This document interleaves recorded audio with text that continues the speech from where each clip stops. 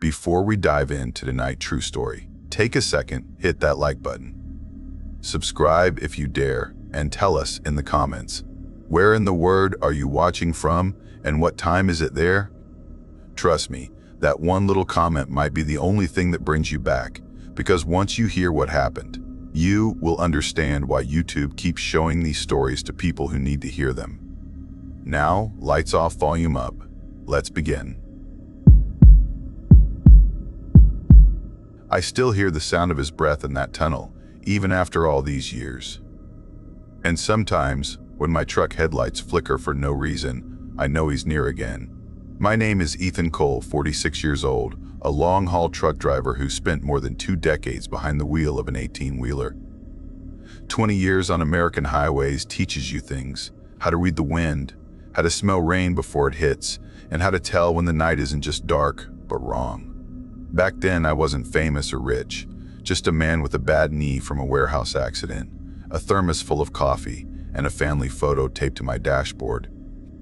The road was my home, the hum of the tires, my lullaby. But one winter night in Mississippi along Route 59, I found something on the highway that made me wish I'd never driven again. That night changed everything.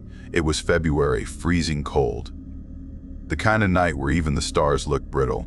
I was hauling antique furniture from Birmingham down to Jackson, the trailer stacked high and rattling softly with every bump. The route took me through an old industrial stretch known by truckers as the Hollow Road. Endless pine woods, cracked asphalt, and no cell signal for miles. Around 2:13 a.m., the radio turned to static and the heater began its low hum. The yellow line on the road was my only company. Everything else, the forest, the sky, even time, fell asleep. Then I saw him. At first, just a dark figure walking along the shoulder. As I got closer, the shape sharpened. A young man, maybe 22 or 23, wearing a thin denim jacket that looked too small for him. His thumb was out, that universal signal all truckers recognize. Now, company rules are strict, no passengers, ever. But seeing someone out there, alone, miles from the nearest town in that cold, it hits a nerve. My hands hesitated on the steering wheel, my foot eased off the gas, and before I knew it, I was pulling over. The kid jogged toward me, breath fogging in the icy air. When he climbed up into the cab, I noticed 2 things. His eyes were pale gray, almost silver in the dim dome light, and his clothes smelled faintly like damp leaves and old wood. "Thanks for stopping," he said, voice soft and polite. "Name's Liam. Just need to get up near Willow Creek Bridge." I nodded, told him I was headed that way anyway. He gave a small, tired smile and settled into the seat. I turned the heater up a notch and got the truck rolling again. For a while, we just drove in silence. I tried offering him coffee, but he shook his head. He stared out at the passing trees, face half lit by the dashboard glow. Finally, I asked, "Car trouble?" He turned his head slowly, eyes reflecting the green light of the dash. "Yeah," he said. "Broke down a few miles back. Been walking for hours." My folks lived just past the bridge. Something about the way he said folks like it was an old habit, something distant, made my chest tighten. As we rolled closer to Willow Creek, the temperature inside the cab started to dip. The heater was blowing full blast, but I could see my breath in the air. Liam didn't seem to notice. He just stared out the window, lips moving slightly like he was whispering to himself. I caught fragments, things like, "almost there, and they'll be waiting." I asked who he was talking to. He blinked, looked at me blankly. "No one." Just thinking out loud. Something about that answer felt rehearsed. A few miles later, the highway dipped into an old tunnel, the Red Hollow Tunnel, known among truckers for bad air pressure and engine stutters. As soon as we entered, the sound changed, like the tunnel itself was breathing. The air pressure pressed against my ears, and I swear I felt someone's breath right beside my left ear, soft, deliberate, human. But when I turned, Liam wasn't even looking at me. He was staring straight ahead, eyes glassy, lips curling into the faintest smile. "Almost home," he murmured. When we emerged from the tunnel, my hands were shaking. I cranked down the window for air, but the cold that rushed in wasn't normal. It felt alive. Half an hour later, we reached Willow Creek Bridge, a narrow, rusting span of concrete and steel that stretched over black, silent water. The moment my front tires hit the bridge, my headlights began flickering on, off, on again. Each time they blinked out, I saw something reflected in the windshield. Not my face, not Liam's, but a third face, faint, behind us. I tried to ignore it, blame the battery. But when the lights came back, Liam had turned toward me, his silver eyes unblinking. "You ever lose someone, Ethan?" he asked quietly. My throat tightened. "Sure. Everyone does." He shook his head slowly. "No. I mean really lose them. One second they're there, next second they're gone." His voice had changed. Hollow, cold. Like it was coming from inside the tunnel still. "The bridge," he whispered. "That's where it happened. You know about it?" I nodded weakly, trying to keep my eyes on the road. He smiled. A strange, peaceful kind of smile. "Yeah. Most people don't make it past here at night." Suddenly, the dashboard clock jumped from 3007 to 3033, and the radio hissed back to life, whispering static that sounded almost like words. Liam leaned closer, his breath fogging the windshield even though the heater was on high. "It's time," he said softly. "Pull over." I hesitated, fear crawling up my spine. My GPS pinged suddenly. A nearby Haven motel, glowing red on the map. A safe place to stop, maybe call someone. But when I glanced down, the GPS signal blinked out, just gone. Only the arrow remained, spinning wildly in place. I pulled onto the shoulder, gravel crunching under the tires. Before the truck even stopped, Liam's hand was already on the door. "Thanks," he said, "for bringing me home." He smiled one last time, opened the door, and vanished. The door slammed shut by itself, dome light flickering. The passenger seat was still indented from his weight, but when I touched it, it was ice cold. No footprints, no shadow, just silence. I sat there, staring at the empty bridge, my mind racing through 100 rational explanations, but none fit. Finally, I hit the gas and tore across the bridge, the trailer rattling behind me. Every bump sounded like footsteps running on the roof. 10 miles down the highway, I saw a neon sign flicker, Haven Motel, vacancy. My heart nearly burst with relief. I pulled in fast. Inside, an old woman at the counter smiled politely and handed me a brass room key. "Room 7, she said. "End of the hall." I thanked her, went to the room, locked the door, and collapsed onto the bed, still trembling. Sleep came hard, filled with dreams of silver eyes and whispering tunnels. But when I woke up, there was no motel. Just open field. No building, no sign, no pavement.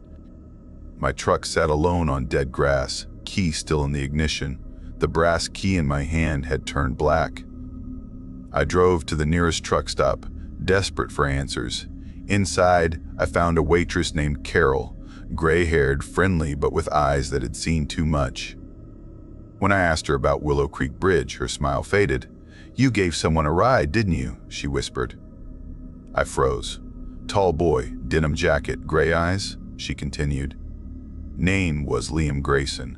Died out there 17 years ago. Lost control of his truck on the bridge trying to get home to his parents." She showed me an old newspaper clipping on her phone. Same face. Same jacket. Same eyes. My coffee went cold as I read the headline. "Local driver killed in bridge crash. Body never recovered." Carol touched my arm gently. "You're not the first one to pick him up. Won't be the last. Some say he's looking for the way home. Others say he's looking for someone to take with him." I stared at her, blood draining from my face. She added softly, "Did he ask if you'd ever lost someone?" I nodded. Her voice dropped to a whisper. "Then you're marked." That night, I took a different route home. Added 2 hours, didn't care. But every time I crossed a tunnel since, I feel that same breath at my ear. Every bridge makes my headlights blink once, just once. And in the reflection, I see him, sitting right there, waiting. It's been 8 years since that night.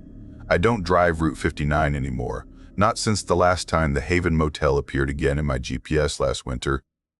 I didn't stop, but I swear I saw a figure standing outside room 7 waving, a young man in a denim jacket smiling that same quiet smile. And I think he finally found someone else to take his place. I've been driving trucks for over 12 years. I've seen my share of strange nights, but that one drive in late March, that one still keeps me awake at 3 a.m., staring at the ceiling, wondering if I really made it out alive or if something else decided to let me go. I'm 42, divorced, and been hauling freight since my 20s.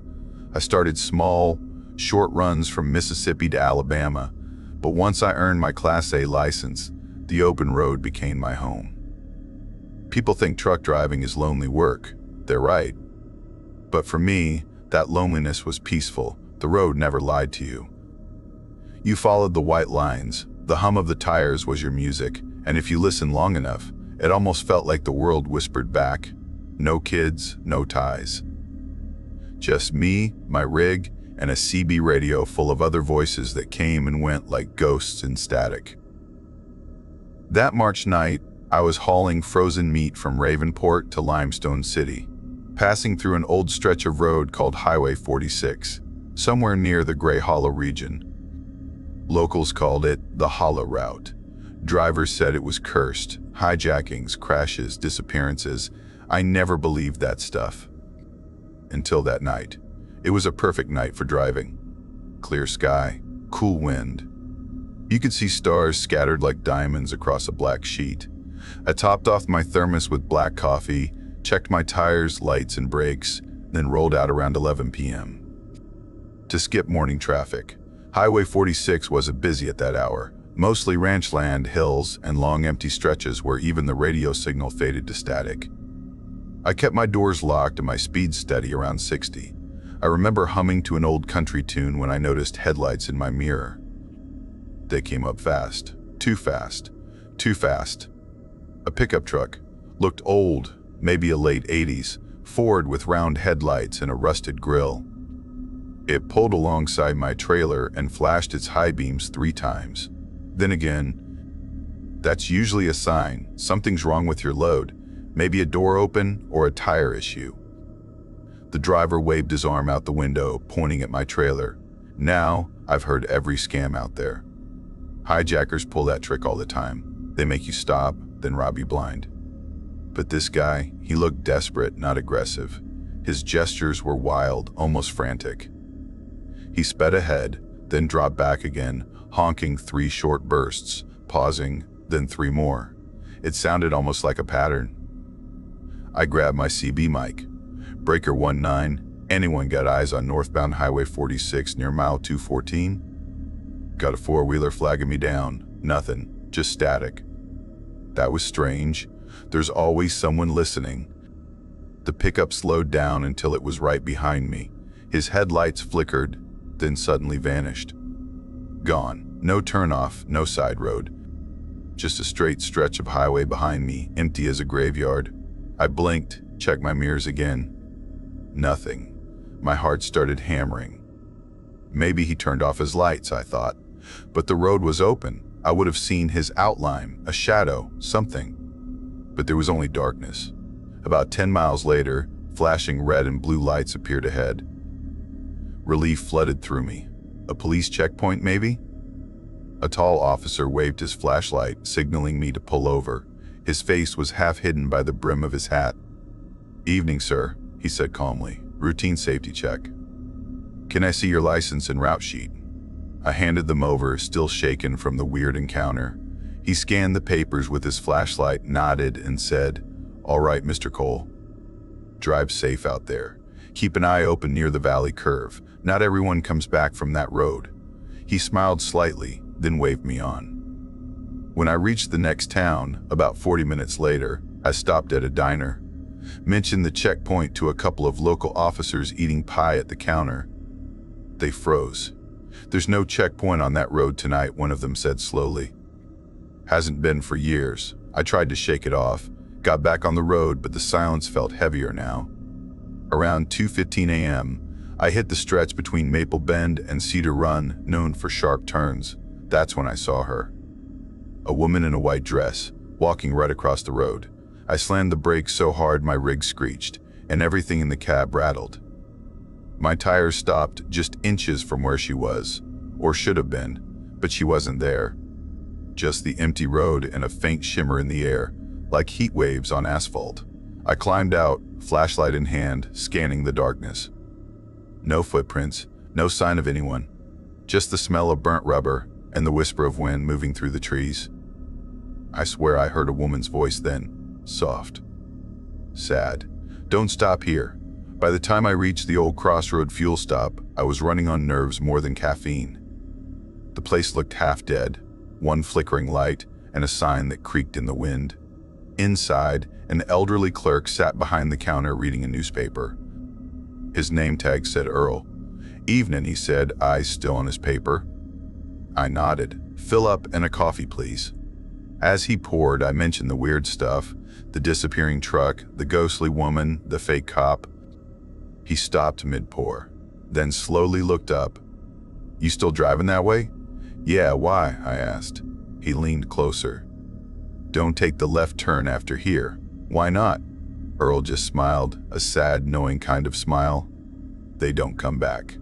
Every instinct screamed to turn around, but I kept driving. Curiosity, fear, maybe both. A few miles down, I saw headlights again. Same pattern, same truck. It pulled up beside me, the driver waving his arms wildly, pointing at the road ahead. This time, I looked closer. His face wasn't human anymore. Pale. Eyes black as oil. He mouthed something, words I couldn't hear. Then the pickup swerved off the road and vanished into thin air. And just as he disappeared, I saw it. Up ahead, 3 red flares laid out in a triangle across the highway. I slammed on the brakes, heart pounding. My headlights revealed more, what looked like spilled oil glistening across the lane. If I'd hit that at full speed, my rig would have flipped. Someone had set a trap. I grabbed my radio again, calling for help. Static. No one answered. Then, movement in the shadows. 3 men wearing reflective vests, holding what looked like tools.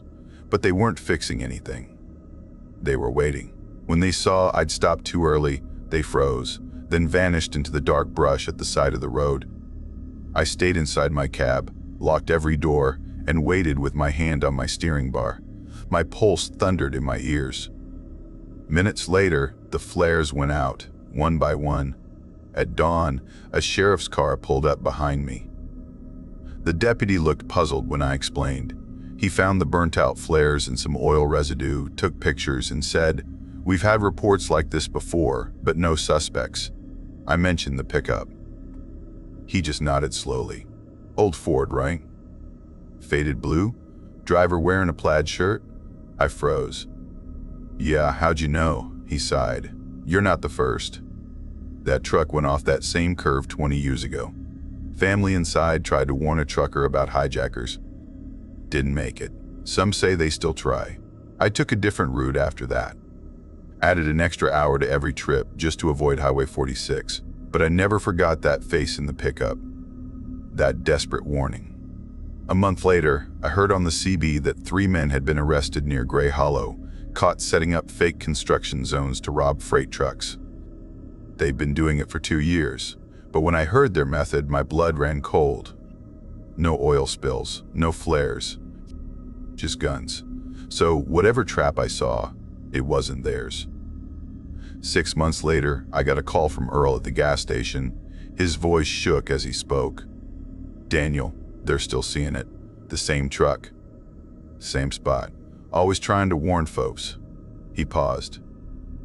"Last night, a driver caught it on his dash cam. The lights fade out, same way you said. I asked him to send the footage, but he never did. Said the file got corrupted somehow. I haven't driven that route since. But sometimes, when I'm on night runs, I see faint headlights in my mirror. Too far to be real, too bright to ignore. And every time, I whisper, 'Thanks for the warning.' Because maybe, just maybe, something out there is still trying to save the rest of us from the ones waiting in the dark." If you ever find yourself driving alone on a long stretch of empty highway and an old pickup waves you down, don't stop. But don't ignore it either. Just listen and pray that whatever's out there is trying to help you, not haunt you. Because sometimes the road remembers what people forget. I never believed in ghosts until the night one decided to follow me. And if you think this is just another trucker's tall tale, trust me, I wish it was. I've been a long-haul driver for 15 years, hauling everything from furniture to frozen meat across every state line between Texas and Nevada. The road was my home, my truck, my only companion. I wasn't the kind of man who scared easy. Storms, breakdowns, and wild drivers. I'd seen it all. Before this happened, I was the kind of guy who'd laugh off ghost stories at truck stops. I'd tell newbies that the only thing haunting the highways were bad tires and unpaid fuel bills. I was a husband, a father to a little girl named Sarah, and I'd been sober for over a decade. I drove to keep food on the table and to keep my mind quiet. Because sometimes, when you've been on the road too long, silence starts whispering back. It was April of last year when I took a job that would change my life forever, a load of restaurant freezers from El Paso to Los Angeles. I'd done that route dozens of times, straight shot through desert highways, nothing but sand, cactus, and sky. But that Thursday, something else rode with me. The sun was bleeding into the horizon when I hit the Black Ridge Highway, that long stretch of asphalt slicing through the desert like a scar. The heat made the air shimmer, turning the road ahead into waves of silver. My truck growled steady beneath me, and classic rock hummed through the speakers. Everything felt normal. Until it didn't. It started around 4:17 p.m. I noticed a gray sedan in my mirrors. Maybe a Hyundai, maybe a Honda, hard to tell with the sun glare. Nothing weird at first, until I realized it had been following me for over 20 miles. At first I thought it was just coincidence. Happens all the time. But what caught my attention was how it stayed the exact same distance behind me. Not closer, not farther, exactly 3 truck lengths.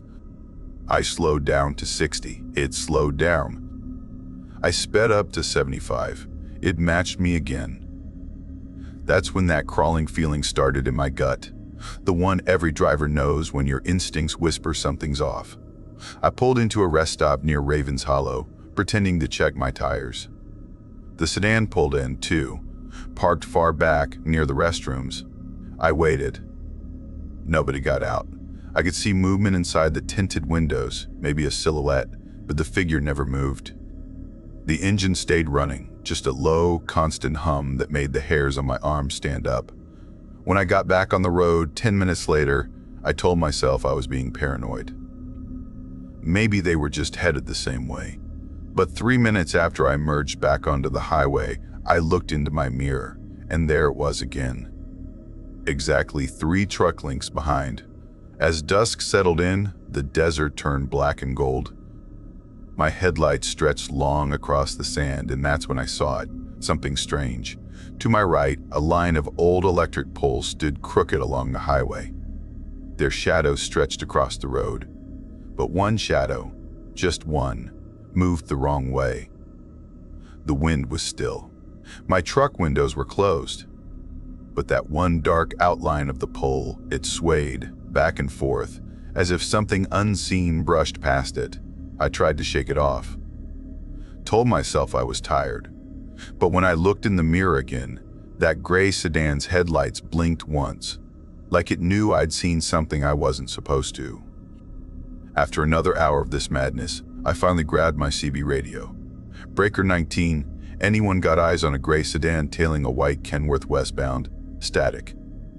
Then a voice crackled through, an older driver named Mac who said he was headed eastbound. No car behind you, Cole. Just you and the dust. You okay, brother? My stomach dropped. Check again, I said, trying to keep my voice steady. You sure?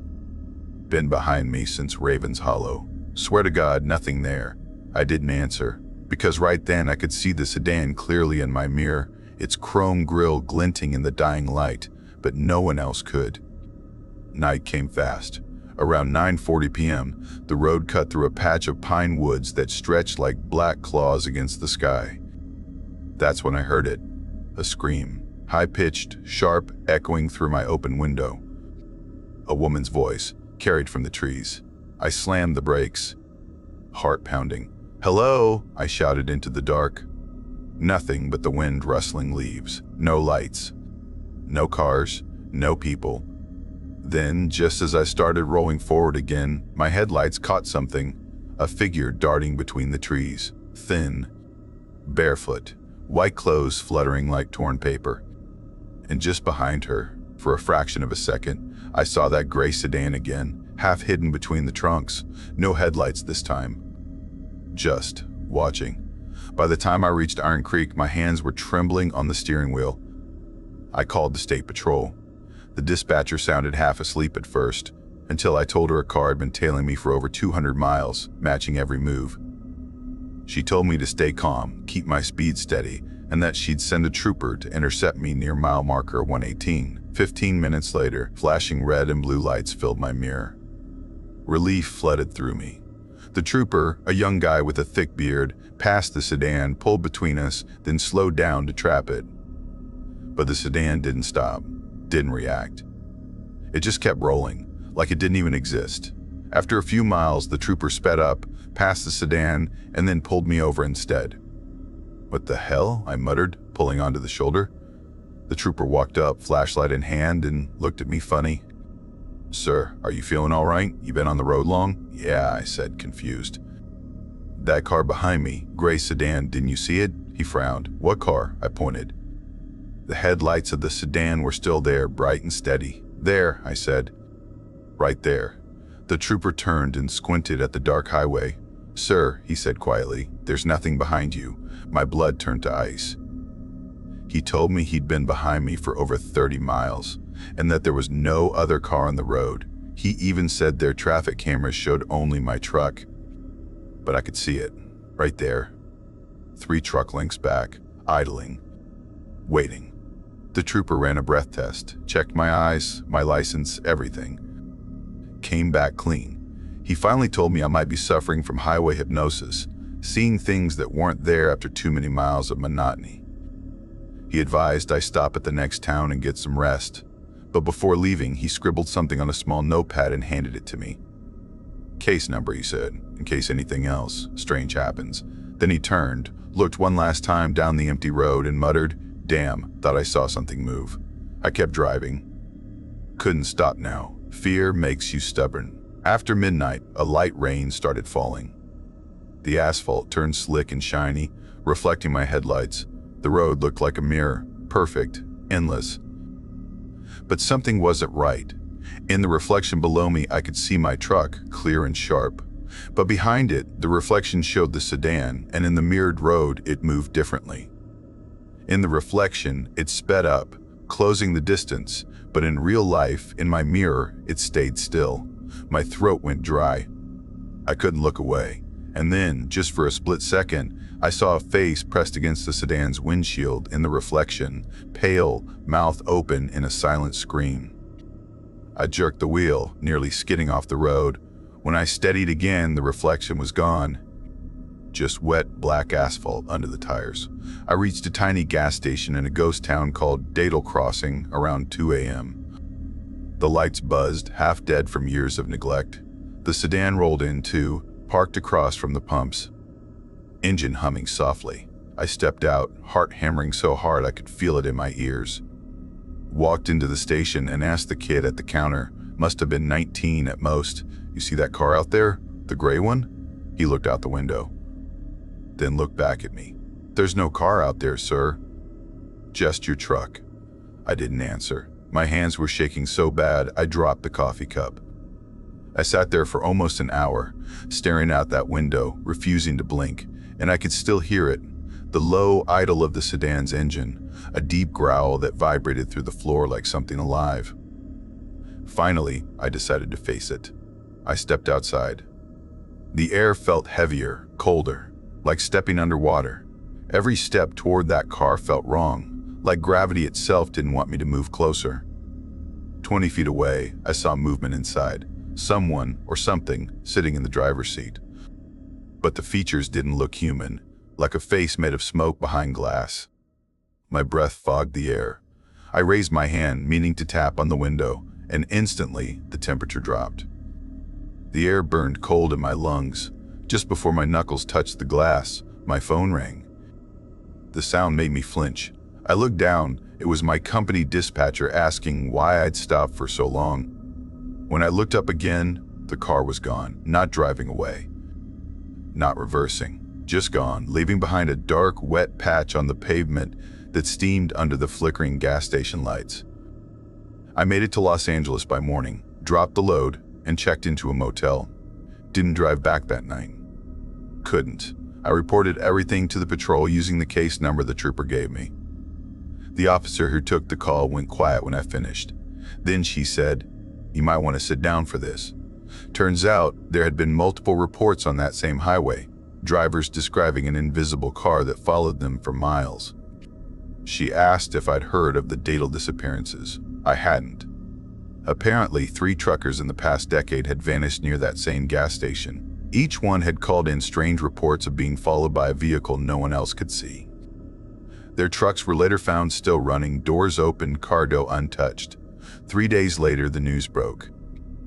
Another driver, Raymond Holt, went missing on Black Ridge Highway. His rig was found idling at Datal Crossing. Security footage showed him walking out toward an empty space, just air. He stopped, raised his hand like he was touching something invisible, and then walked straight into the desert. They found his phone a mile out. The last message he sent to dispatch said, "It's behind me again. I'm going to end this." They never found him. State Patrol questioned me again, asking if I'd seen anything else. I told them no, though I wasn't sure that was true, because even now, months later, when I drive other routes, sometimes I catch something in my mirror. Just a flicker, a shadow that moves where it shouldn't. Sometimes, late at night, when the road is empty and the only sound is my engine, I feel it, that weight in the air, that pressure in my chest, like something invisible riding just 3 truck lengths behind me. People ask me why I stopped driving through the desert, why I turned down good-paying hauls that could have set me up for life. The truth is simple, because I know what waits out there between Ravens Hollow and Datal Crossing. A car that isn't real, a shadow that moves without wind, a reflection that lives a second ahead of you, and a scream that still echoes through the trees whenever I close my eyes. Sometimes, when I wake up sweating in the middle of the night, I swear I can still hear the low rumble of that engine outside my motel window. And when I look, there's nothing there. Just my reflection in the glass, and something behind it watching. I still don't know what was real that night. But sometimes, when the wind hits my window just right, I swear I can still hear them whisper my name. My name's Evelyn Cross. I've been a long-haul truck driver for over 9 years, crossing the dusty highways between Nevada and New Mexico. Life on the road is lonely. It's just you, the hum of the engine, and miles of black asphalt stretching into forever. I started trucking in my early 20s after my father, also a driver, passed away in a highway accident. He always told me, the road remembers everything, even the ones who never made it home. Back then, I didn't believe in ghosts or haunted highways. But after that night, I don't doubt anymore. It was late autumn, around midnight, when my story began. The air was dry, and the desert spread out like an endless ocean of darkness. The sky was so clear that I could see every star blinking like cold eyes. I was hauling refrigerated produce, fruits and meat, from Phoenix to a distribution center outside El Paso. It was a familiar route, mostly flat and empty. Before leaving, I fueled up, filled my thermos with coffee, and told myself, "Just another quiet run, Evelyn. You've done this 100 times." The CB radio was always on, playing faint chatter between drivers, weather reports, jokes, static. It was comforting background noise, something that made the dark feel a little less empty. A few hours in, the road became quieter than usual. No lights, no cars, no sound but the low growl of my engine. Then, kerkack, the radio hissed. Through the static, I heard something, soft. It wasn't a normal transmission. It was a voice, low, whispering, saying my name. Evelyn. I froze. My hands tightened on the steering wheel. At first, I laughed nervously and said to myself, "Yeah, right. You're just tired." But then it came again. Two voices overlapping, both whispering, "Evelyn." That's when my stomach dropped. The CB was tuned to Channel 19, the open highway channel. No one ever uses real names there, only handles.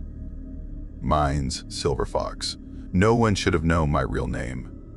I turned down the music, leaned closer to the radio and whispered, "Who's there?" Nothing, just the hiss of static. Then the voice came again, this time clearer, slow, down. Something inside me reacted before I could think. I took my foot off the gas and coasted. Seconds later, the voice returned, firmer now, "Stop now." My heart pounded. Without questioning, I eased onto the shoulder and came to a stop. The desert around me was silent. No cars, no headlights, nothing but the wind brushing across the sand. I waited 5 minutes, maybe 10. Nothing happened. Finally, I whispered to myself, "You're losing it, Eve. Get back on the road." I started driving again, slower this time, eyes scanning the empty highway ahead. When I reached the next rest area, I decided to take a break. Only 2 trucks were parked there under dim yellow lights.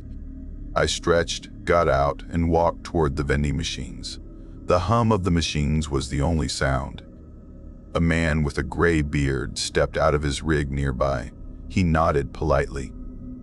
I tried to laugh it off and said, "CB's acting weird tonight. I swear I heard someone call my name." His smile faded. He looked at me carefully and asked, "Did it whisper?" My breath caught. I hadn't told him it was a whisper. He sighed, rubbed his neck and said, "You just drove through the whisper mile." He told me that stretch of highway had a story, an old tragedy. Years ago in 1997, there was a massive pileup there. A fuel truck jackknifed in the fog, and dozens of vehicles crashed behind it. The radio stayed alive for hours, voices overlapping, people calling for help, crying, screaming. By the time help arrived, the road was silent. But ever since then, drivers said they still heard the whispers. Faint voices calling names, warning others. They called that section of highway the Whisper Mile. Another driver, a woman sipping coffee near the pumps, joined in. She said her cousin once heard his own name through the CB there, the same way I did. He ignored it. 2 miles later, a tire blew and he barely survived when his truck flipped into the ditch. I didn't say much after that, just nodded, thanked them, and went back to my rig. But my hands were shaking. The night grew colder as I continued driving. Fog began to roll across the road, thick and silver under my headlights. It clung to everything, the mirrors, the windshield, like ghostly fingers. Then, in the glow of my rear fog lights, I saw it. A face. For a moment, I thought it was a reflection, maybe my imagination, but it wasn't my face. It was pale, pressed close to the glass, eyes wide like someone trapped behind it. The mouth moved, silently forming words I couldn't hear. I slammed the brakes, my heart pounding. When I looked again, the face was gone. Only the fog remained, swirling slowly away into the desert air. My breathing was ragged. "It's not real," I whispered to myself. "It's just the fog, just the fog." But deep down, I knew it wasn't just fog. A few miles later, I came across something strange, a toll booth in the middle of nowhere. I had never seen it before. This route didn't have tolls. Still, the booth light flickered weakly, and the sign said, "Insert ticket."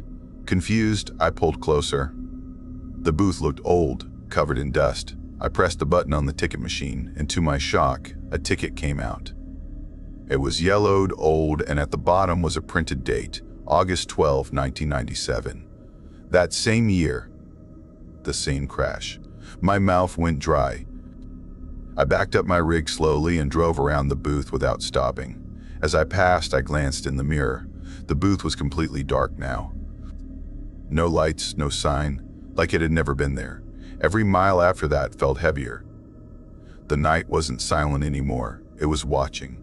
My thoughts started racing. What if those whispers weren't just memories? What if they were still here, trapped between radio waves, between time The CB crackled again. "Evelyn," this time I didn't look at it. I just whispered back, "What do you want?" A long silence. Then, "Exit ahead, don't take it." I looked at my GPS. Sure enough, an exit was coming up. Exit 49, leading to an old service road. My mind screamed logic. It's coincidence, but my gut twisted in fear. So I stayed on the main highway. Seconds later, I saw headlights flash in my mirror. A black car sped past and shot down that same exit at insane speed, swerving wildly before vanishing into the dark. Not even a minute later, the glow of an explosion flickered faintly on the horizon. My hands shook so hard I could barely steer. When I reached the next town, I pulled into a truck stop diner. It was nearly empty, the neon sign buzzing like a dying insect. I ordered eggs and coffee, hands still trembling. The waitress, an older woman with tired eyes, asked if I was okay. I told her what happened. The whispers, the fog, the face, the toll booth. Her face went pale. She said she'd heard the same stories for years. "That stretch of highway, it's cursed," she whispered. "They say the ones who died in that pileup still call out, trying to stop others from joining them. I tried to sleep in my cab after that, but couldn't." Every sound, the rumble of another truck, the hum of the air brakes, made me flinch. I kept glancing at the CB radio, waiting for it to come alive again. When I finally dozed off, I dreamed of static. Endless whispers layering over each other. Voices pleading, crying, and one whisper saying over and over, "You listened, you listened." I woke up with a jolt, drenched in sweat. A week later, I was assigned the same route. I didn't want to take it, but I needed the work. This time, I left in daylight, promising myself I wouldn't stop for anything strange. But when the sun dipped below the desert hills and the sky turned purple and gold, I felt it again, the heaviness. As I neared the Whisper Mile, the CB flickered on by itself. Static, then faint voices overlapping. "Help me, help me." The whispers came every 10 seconds, regular, like a heartbeat, each one softer, more desperate. "Please help me." I turned off the radio. The whispers didn't stop. They were inside the cab. Fog rolled in again, thick and silver. My headlights cut through it, and then the face appeared. This time, it was right on my windshield, eyes wide, mouth open in a silent scream. I swerved hard, tires screeching. The truck fishtailed before I stopped in the middle of the road, chest heaving.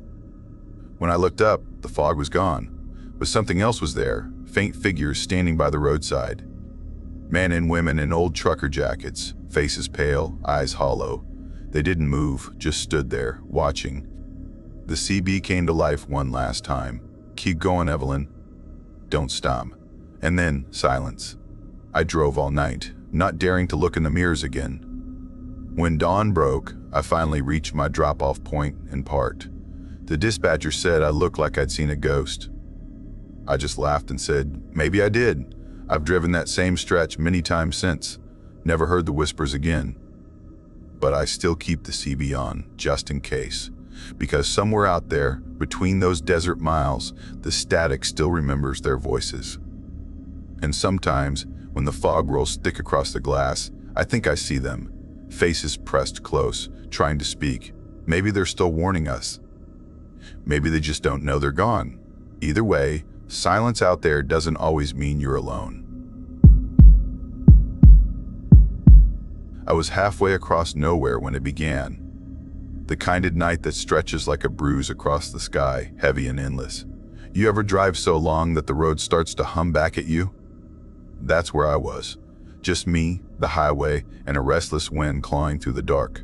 My name's Carter, 46 years old, long-haul driver since I was barely old enough to hold a CDL.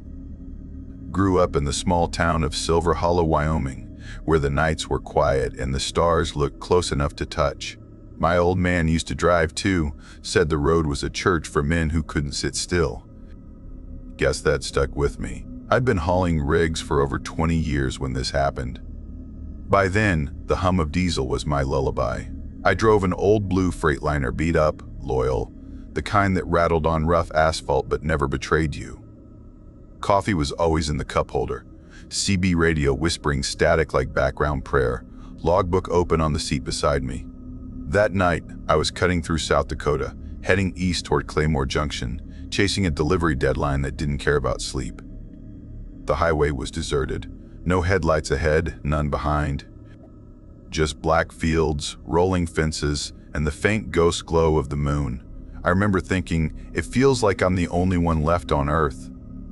The silence was thick enough to choke on, so I flicked the CB to life, hoping to hear another driver.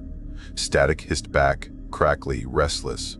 But then, out of nowhere, a man's voice punched through. "Help! Somebody help!" Mile marker 49. My rig's overturned. Please. The rest broke into static. My first instinct was pure reflex. Truckers don't leave another driver hanging. I looked at the dash clock, 2:17 a.m., and checked my own position. I wasn't far, maybe 10 minutes if I kept steady. "Breaker 19, this is Blue Freight, copy that distress. What's your 20? I called back. No reply. Only the hiss of dead air, like someone breathing too close to the mic. I pressed harder on the pedal, the truck growling as the miles folded under me. The road ahead was a ribbon of darkness. I kept my eyes wide for brake lights, twisted metal, anything. But when I reached mile marker 49, there was nothing. No skid marks, no broken glass, no overturned rig. The road was clean, too clean. I pulled onto the shoulder, hazard lights ticking steady like a heartbeat. The air outside was cold, damp, carrying the smell of cut grass and old rain. My flashlight beam swept across the ditch, bare dirt, wild weeds, quiet trees. I called out, "Hey, you out there?" Only the wind answered, brushing against the fields. Every step I took made gravel crunch too loud. The stillness pressed in, and for the first time that night, I felt watched. I scanned the tree line again, nothing but darkness and the soft sway of branches. I waited longer than I should have. Maybe 15 minutes. Then I climbed back into the cab, uneasy. The CB was still spitting faint static. I reached for the knob, and that's when I heard it again. A groan, low, human, then silence. I didn't sleep when I stopped later at a rest area. I just sat there, coffee cooling in my hands, heart thudding against my ribs. Morning came gray and heavy. I pulled into a diner off the highway, one of those chrome ones with trucker photos taped to the walls. Inside, I told the story to an older driver sitting at the counter, a thick man with a beard streaked like snowmelt. The moment I said mile marker 49, his face changed. He leaned closer. "Son, that's where Jimmy Hall went over back in '97. Rainstorm. Lost control. They found him 2 days later, still in the cab. Last thing he said on the radio was he needed help at that exact marker." The words sank like stones in my gut. The old man stirred his coffee. "You ain't the first to hear him either. Some drivers say they still catch that call. Always the same time late night. Always ends in static. After that, I couldn't shake it. Every time I ran that stretch, I felt a knot twist in my chest. Sometimes, I'd swear the air grew heavier near 49 like the road itself remembered.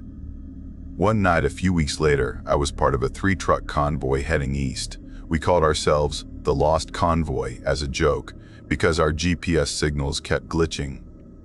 I was in the middle. Somewhere near Eagle Pass Road, the lead truck called over CB, "Hey, Blue Freight, you still behind?" I answered, 10-4, still got you in sight. Not 2 minutes later, his brake lights blinked once. Then the road ahead went empty. His truck was gone. No lights, no sound, nothing. The rear driver panicked. Where the hell did he go? We pulled over. No skid marks, no debris. Just cold air humming with static. We searched until dawn. Never found him. Cops later said there was no sign of a wreck. They even checked the way stations. No record of his rig leaving the state. That night became a whisper among drivers. The Lost Convoy. Then came the engine that wouldn't die. About a month after, I stopped at a rest stop just outside Marlow County. Another driver, name was Deke, pulled in next to me, shaking like he'd seen a ghost. He said, "Man, I turned off my ignition, but the engine kept running." I laughed until I heard what came next. He said there was laughter, soft, like children, echoing from his exhaust pipe. He swore it, said it got louder the longer he stood there, like the truck was mocking him. He left that night without finishing his coffee. Didn't take another haul for months. A few nights later, I was alone again, heading south toward Archer's Bend. I caught a pair of brake lights in the distance, bright red, blinking like they were signaling me. I eased closer, figuring another driver had stopped. But just as I reached for the mic to call out, the car vanished. One blink gone, no vehicle, no taillights, just empty road. The CB hissed, then went silent. It's strange how the road plays tricks on your head. After a while, you start wondering what's real and what's residue echoes left behind by those who never made it home. There were nights when I'd feel the presence of someone sitting beside me. The passenger seat would creak faintly like a man shifting his weight. Sometimes I'd smell diesel and wet earth when the windows were shut tight. Every time I crossed mile 49, the radio whispered, barely audible words, like a man saying, "Help me." I started researching during offloads, digging through old trucker forums and highway records. Turns out, that stretch of Route 18 was built over an old rural graveyard from the 1940s. They relocated the stones, not the bodies. Locals said strange things started happening after the reconstruction. The ground sinking, signals cutting out, engines failing without reason. One retired dispatcher told me something that still makes my skin crawl. Sometimes, when a man dies sudden, his call for help never stops. It just keeps bouncing between frequencies, waiting for someone to answer. The last time I drove that way, it was a clear night, windless and empty. I told myself I wouldn't touch the CB, wouldn't even look. But at mile marker 49, the static rose again. Then, clear as day, "Help! Please, my rig's overturned." I froze. Same voice, same plea. Same time, 2:17 a.m. My hands trembled on the wheel. I didn't stop, couldn't. I kept driving until the sign disappeared behind me. When I finally pulled over hours later, I looked in the rearview mirror and swore I saw faint red lights blinking in the distance like a truck idling on the shoulder. Then they were gone. People asked me why I still drive. I don't know. Maybe because the road remembers and someone needs to listen. Sometimes, when the night is long and the static thick, I think about Jimmy Hull, about that convoy that lost a man, that engine that laughed, those lights that vanished. Maybe they're all pieces of the same ghost, trying to find a way home. Maybe one night I'll answer the call again, and maybe this time the voice will answer back. They say every highway keeps a secret, something that belongs neither to the living nor the dead. For me, that secret lies between mile 66 and the old iron bridge outside Hoffenstein. If you stop there after midnight, you'll hear someone breathing beside you. It's not the wind, it's not the engine. It's the sound of a promise that refuses to die. And I learned that the hard way, on the night the road decided to remember me. My name's Jonas Keller, long-haul truck driver for a logistics firm based in Bruckwald. 12 years behind the wheel. Same route, same nights, same black coffee at the rested wheel, the lonely truck stop halfway down Highway 41. I've seen fog so thick it swallowed headlights, deer frozen like statues in the rain, and silence so deep you could hear your own heartbeat echo. But that night felt different before it even began. It was Friday, nearly 11. I had one last delivery industrial paint drums bound for Hoffenstein. The dispatcher's voice had been flat. "Get it done, Keller. No delays." No one liked driving past mile marker 66 after dark. It wasn't superstition. It was statistics. 3 accidents. 2 disappearances. Still, I'd driven it hundreds of times. Rules are rules. The road owes you nothing, and fear wastes fuel. The fog started near the forest's edge, gray and oily, curling like smoke from unseen fires. My radio hummed static. GPS showed my truck icon twitching like it couldn't decide where I was. Then I saw it. The iron bridge spanning the dry riverbed. The kind built a century ago, never repainted, metal bones streaked with rust. Someone had spray-painted words across the side beams, "Stop." "Listen," I smirked. Teenagers, I thought. But something about the red letters made my chest tighten. I slowed the truck, not stopped, just rolled, and for the briefest moment, I heard it. A breath, slow, close, just behind my right ear. I froze. The sound wasn't through the window, it was inside the cab. I spun, but the sleeper bunk behind me was empty. My own breath came shallow, nervous. Then it stopped. Silence. I told myself I was tired. Maybe the hiss of the air brakes echoed wrong. Logic always helps at first. Past the bridge stood the small wooden post of mile marker 66, tilted from years of frost heave. At its base, someone had left white lilies, still wet with dew, no footprints. No tire marks, just the flowers, glowing faintly in the fog. Someone honoring a loved one, I muttered. My voice sounded too loud in the stillness. When I finally reached the rested wheel, Mara was wiping down tables. The cafe smelled of coffee, oil, and rain. She looked up and smiled, soft, familiar, but her eyes told another story. "You came through the bridge again, didn't you?" she asked. "Fastest route," I said. "Fastest, yes. Fastest, yes. Not safest." Her words settled like dust. She poured me a cup without asking and slid the receipt toward me. On it, in faint pencil, someone had written, "Don't stop when you hear it." I looked up, but she was already busy at the counter. The bell above the door jingled as another driver left. Outside, wind moaned through the signpost, almost like breathing. Back on the road, the night thickened. The fog didn't move anymore. It waited. My headlights reached only a few meters ahead, catching the white stripe, the glint of wet asphalt. I kept checking the clock. Midnight, 12,030, then 1:11. I should have reached Hoffenstein by now, but the odometer hadn't moved. Every turn looked the same. Every bend brought me back to the same damn mile marker 66, each time more flowers. First lilies, then roses, then chrysanthemums. They shouldn't have been there, fresh, unbroken stems, petals trembling though no wind stirred. Something inside me said, "Get out. Look." I killed the engine. Silence pressed in, heavy as concrete. I opened the door, stepped onto the cold tarmac. The air felt wrong. Metallic, like breathing inside a steel drum. Then, there it was again, a whisper. "You shouldn't have stopped." I spun, flashlight slicing through fog. No one. Just the flowers swaying gently. The truck's radio crackled on its own.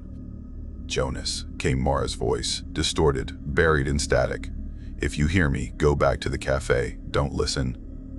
Don't breathe in." The engine refused to start. The key turned uselessly. Far down the road, a pair of headlights appeared. Another truck. Relief flooded me. I waved, but as it neared, I froze. The driver inside looked exactly like me. Same jacket, same truck number, same everything. He drove right past, eyes fixed ahead, not seeing me at all. The reflection vanished into the mist. I stumbled back into my cab, heart pounding. The smell of lilies clung to my clothes. The radio hissed again, this time a man's voice. "Bridge, she waits, flowers," then silence. I thought of Mara, her husband Felix, who died near this same stretch years ago. A brake failure, they said, but no wreckage was ever found. Only flowers by the bridge each morning. The dispatcher once joked, "The road collects what it wants."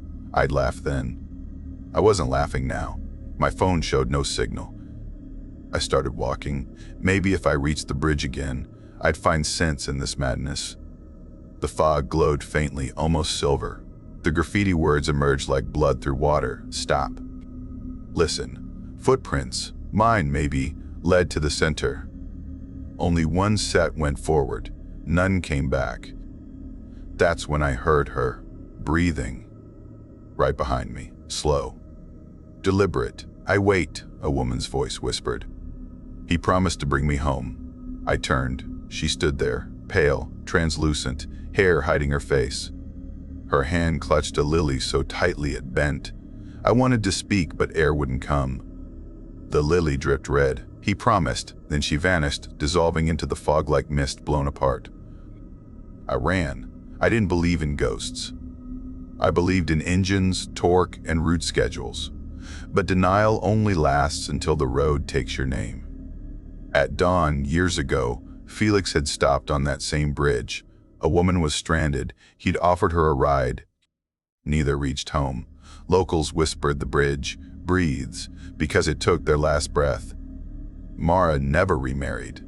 Every night since, she left flowers by mile 66. She said it was for peace.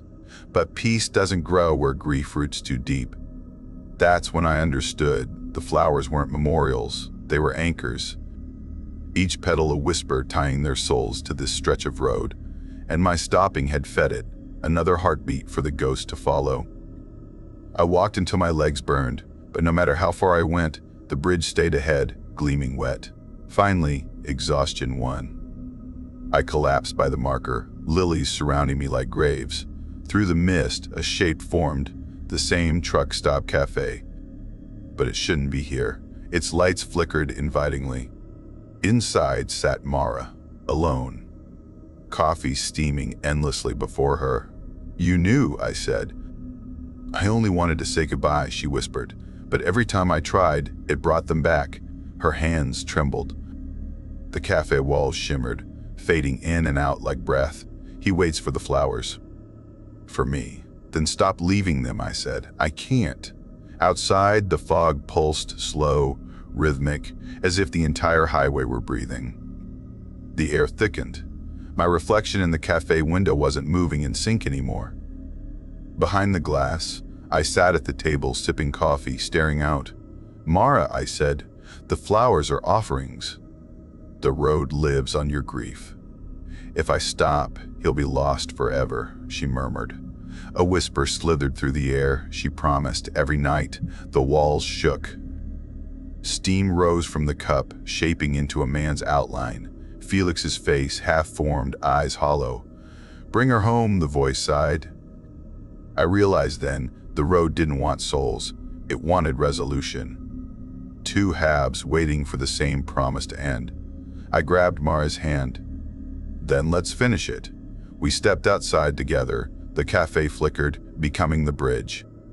The lilies bloomed along the railings. The graffiti glowed faintly. "Stop. Listen." For the first time, I obeyed. I listened. No breathing now, just wind carrying whispers too soft to separate. Then, through the fog, Felix appeared, transparent, gentle, eyes fixed on Mara. "You kept your promise," he said. "I never stopped waiting," she replied. They reached for each other, fingers meeting like smoke touching flame. A bright white burst enveloped them, light so pure it erased every sound. When it cleared, the lilies had turned to ash. The bridge stood silent. The fog began to lift. I collapsed, lungs burning, the taste of iron in my mouth. As consciousness slipped, I heard a final breath, this one calm, content. Then nothing. When I opened my eyes, the sun had risen. Birds sang somewhere beyond the trees. The highway stretched clear and dry, no flowers, no fog. The bridge looked smaller in daylight, harmless almost. My truck was parked neatly by the shoulder, engine cold. On the dashboard sat a single white lily. I drove back to the rested wheel. Mara wasn't there. The cafe door hung open, wind gently moving the curtains. On the counter, a note in her handwriting. "He brought me home. Thank you." I stood there a long time, listening. The silence was different now, soft, not empty. Days later, Officer Stein found me refueling outside Bruckwald. He'd heard everything from the dispatcher. "You look like hell," he said. Felt like it too. He sighed, rubbing his temples. "No more reports from mile 66. Maybe it's finally over." He paused, then added quietly, "Sometimes the living haunt the dead more than the other way around." I didn't argue. A week after, a small envelope arrived at my apartment. No return address.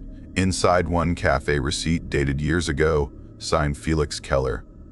On the back, written in pencil, "Keep listening, but not for fear for truth." I stared at it for a long time. The next night, I drove the route again. The bridge stood in moonlight, empty and still. I stopped, not out of fear, but respect. No breath, no whisper. Just the gentle hum of the world continuing. I placed the receipt beneath the marker and whispered, "Rest easy." The wind carried the sound away, and for a moment I thought I heard two voices laughing, soft, distant, content. Now, every time I pass that stretch, I slow down, not to stop, never again, but to listen. Because sometimes, silence itself is gratitude. They say ghosts linger because someone forgot to listen. Maybe the road never wanted to scare us, it just wanted to be heard. If you ever drive alone and hear a breath beside you, don't panic. Just whisper, "I remember."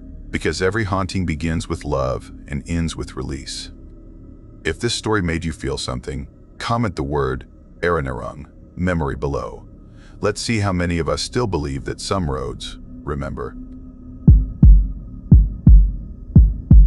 I still don't know where that road was, or if it even exists on any map. Every time I stopped, new scratches appeared on the inside of my passenger door.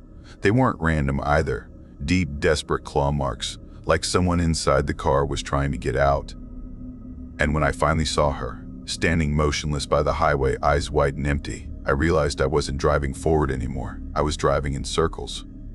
The road had me. My name's Daniel Rhodes. I'm a photographer, the kind who travels alone, chasing empty places and forgotten things. This trip was supposed to be another quiet assignment, capture the remnants of old motels, gas stations, and diners along Route 46, a dying road that cuts through the state. It was late autumn, cold, the kind of season where everything looks tired, even the sky. I left the city around dusk, the rain just starting to fall. I've always loved driving in the rain. The sound on the windshield, the blur of red tail lights in the dark, it's meditative. You start to feel invisible. I stopped at a diner before midnight, Marla's Stop and Eat. The kind of place where the coffee tastes like burnt dust, but the pie keeps you alive. The waitress was older, with silver hair tied in a bun. She asked where I was headed. When I told her Route 46, her expression changed. "That road's not right," she said quietly. "Hasn't been for years." I laughed it off, like people always do when locals share ghost stories. She just nodded and whispered something under her breath, something about the hollow mile.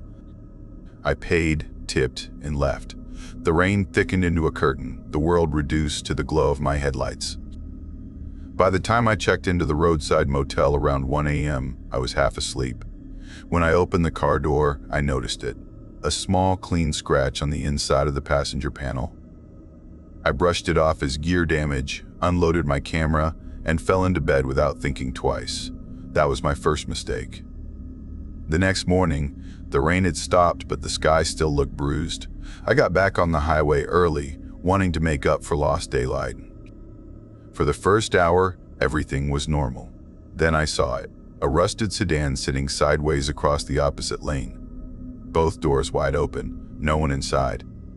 As I passed, my radio crackled, a whisper sliding through the static, "You shouldn't have stopped last night." I froze. The voice was faint, but real. I turned the dial, switching stations. Just static. Maybe a transmission glitch, I told myself. But things got worse. After about 30 miles, I started noticing something strange. The scenery began to repeat. First, a torn billboard that read Eldon's Auto Repair 2 miles ahead. Then a fallen tree split near the base. Then a dead raccoon on the median. I saw all three again. Then again. Same order, same spacing. I checked the GPS. The dot didn't move. It just pulsed, like I wasn't going anywhere. I took an exit that should have led toward a rest area. The ramp looped back onto the same stretch of highway.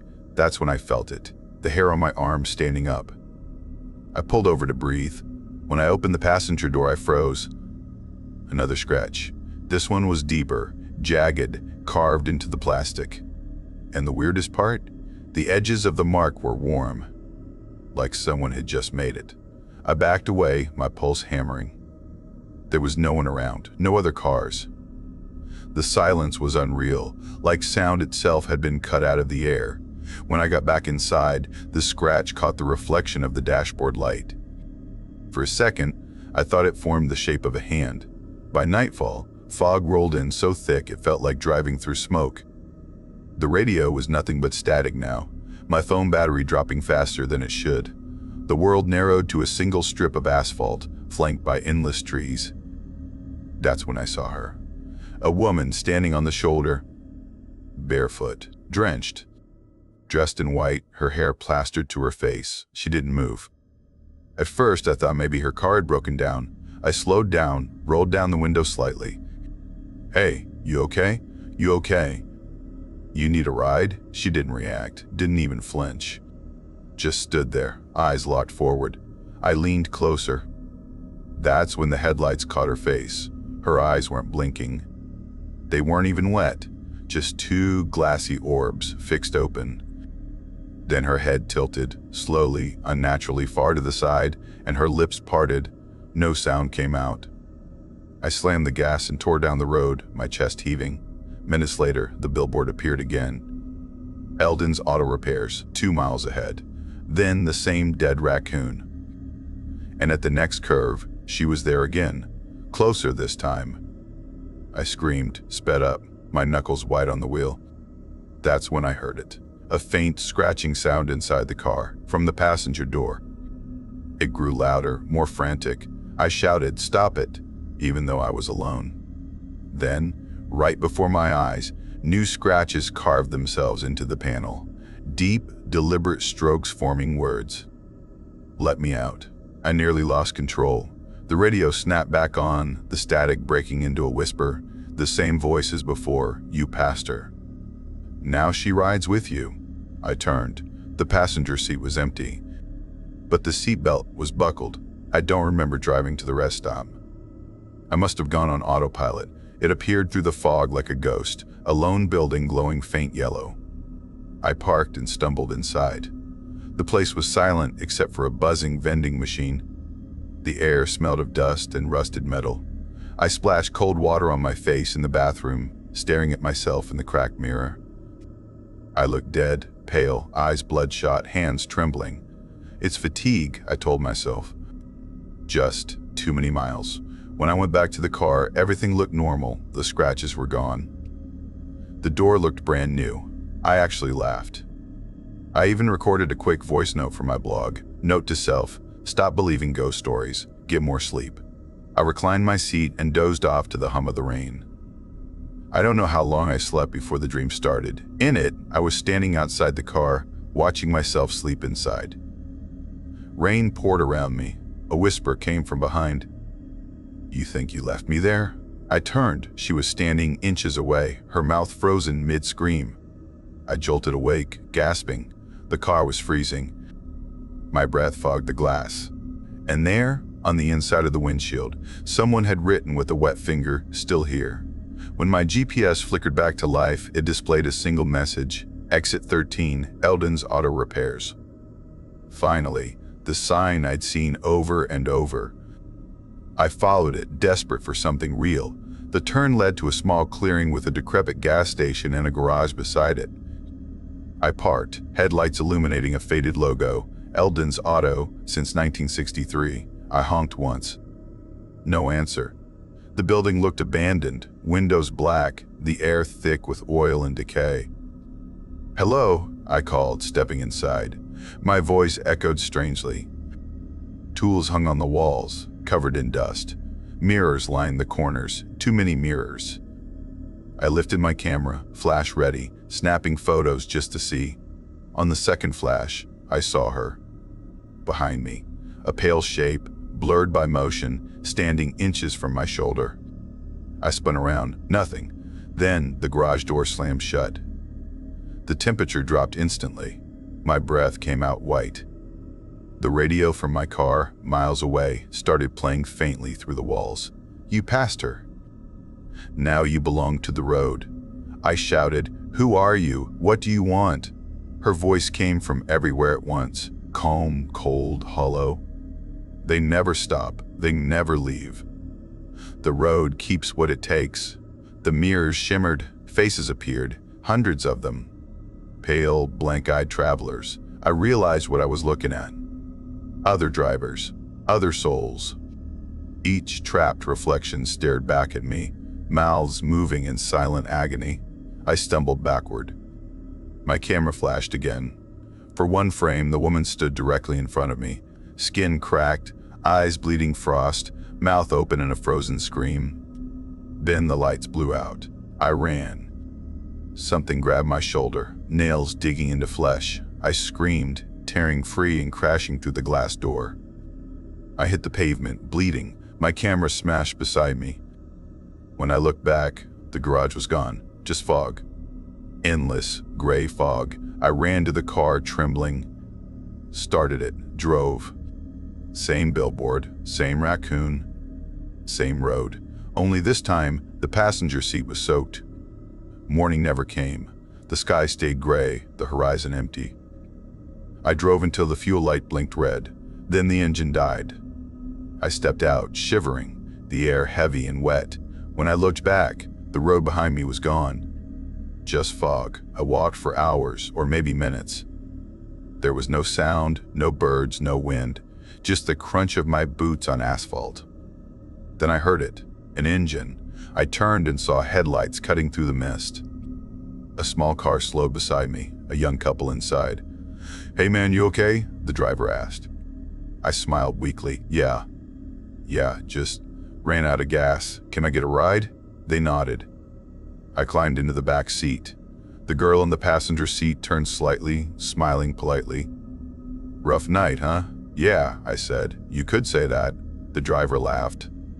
"Well, lucky we came along. This highway's dead after dark." I chuckled softly, staring out the window. The fog outside was thicker than ever. Then the girl looked into the rearview mirror and froze. Her face went pale. The driver noticed. "What's wrong?" She didn't answer, just kept staring into the mirror. I turned slightly, confused. That's when I saw it. She wasn't looking at me. She was looking through me, because in the mirror, I wasn't there. They said they found my car 2 weeks later, engine cold, doors locked from the inside. Key still in the ignition. The police didn't find me, of course. They never do. But sometimes, I think they get close, when another driver disappears on Route 46. Truckers say they see a man walking the shoulder at night, waving for a ride.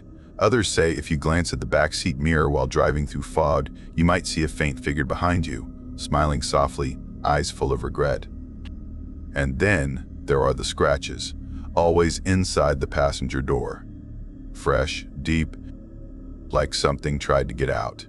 If you ever drive alone and see a billboard that says Eldon's Auto Repairs, 2 miles ahead, don't keep going. Turn around, no matter what. Because once you pass the woman by the road, the one who doesn't blink, it's already too late. The highway remembers you. And one day, when you least expect it, you'll hear it too. The faint, steady scrape of fingernails on the inside of your door. I don't believe in ghosts. I never did. But after that night on Route 87, I stopped saying the word never. My name's Ethan Cole, 42, divorced and a trucker by trade. I've been hauling freight for almost 15 years, engine parts, you name it. My truck, a deep blue Kenworth T800, is more home to me than any apartment I've ever rented. There's a coffee mug wedged near the dash, the smell of diesel soaked into the seat fabric, and a little dream catcher hanging from the mirror that my daughter Lily made for me before she moved with her mother to Portland. When I'm not on the road, I crash in a small, quiet apartment in Billings, Montana, 2nd floor, peeling paint, and a view of a gas station sign that flickers all night. Most weeks, though, I'm gone, Monday through Friday, chasing miles and paychecks across state lines. That night, October 18th, if I remember right, I was running a load of auto parts from Denver up to Great Falls, a route I'd done 100 times. Weather looked fine, except for a light fog warning around the northern passes. Nothing special, nothing dangerous. Or so I thought. I left Denver around 8 in the evening. The highway stretched out like an endless ribbon of black glass beneath the moon. My CB radio buzzed now and then. Just the usual chatter, truckers swapping road conditions, complaining about dispatch, laughing at dirty jokes. Around midnight, just past mile marker 247, the fog rolled in, not the light mist kind. No, this was thick like driving through milk. Within minutes, I couldn't see more than 20 feet ahead. I slowed to 30, hazards flashing, trying to keep the yellow line dead center. The road noise faded into a weird kind of silence, like sound itself got swallowed up.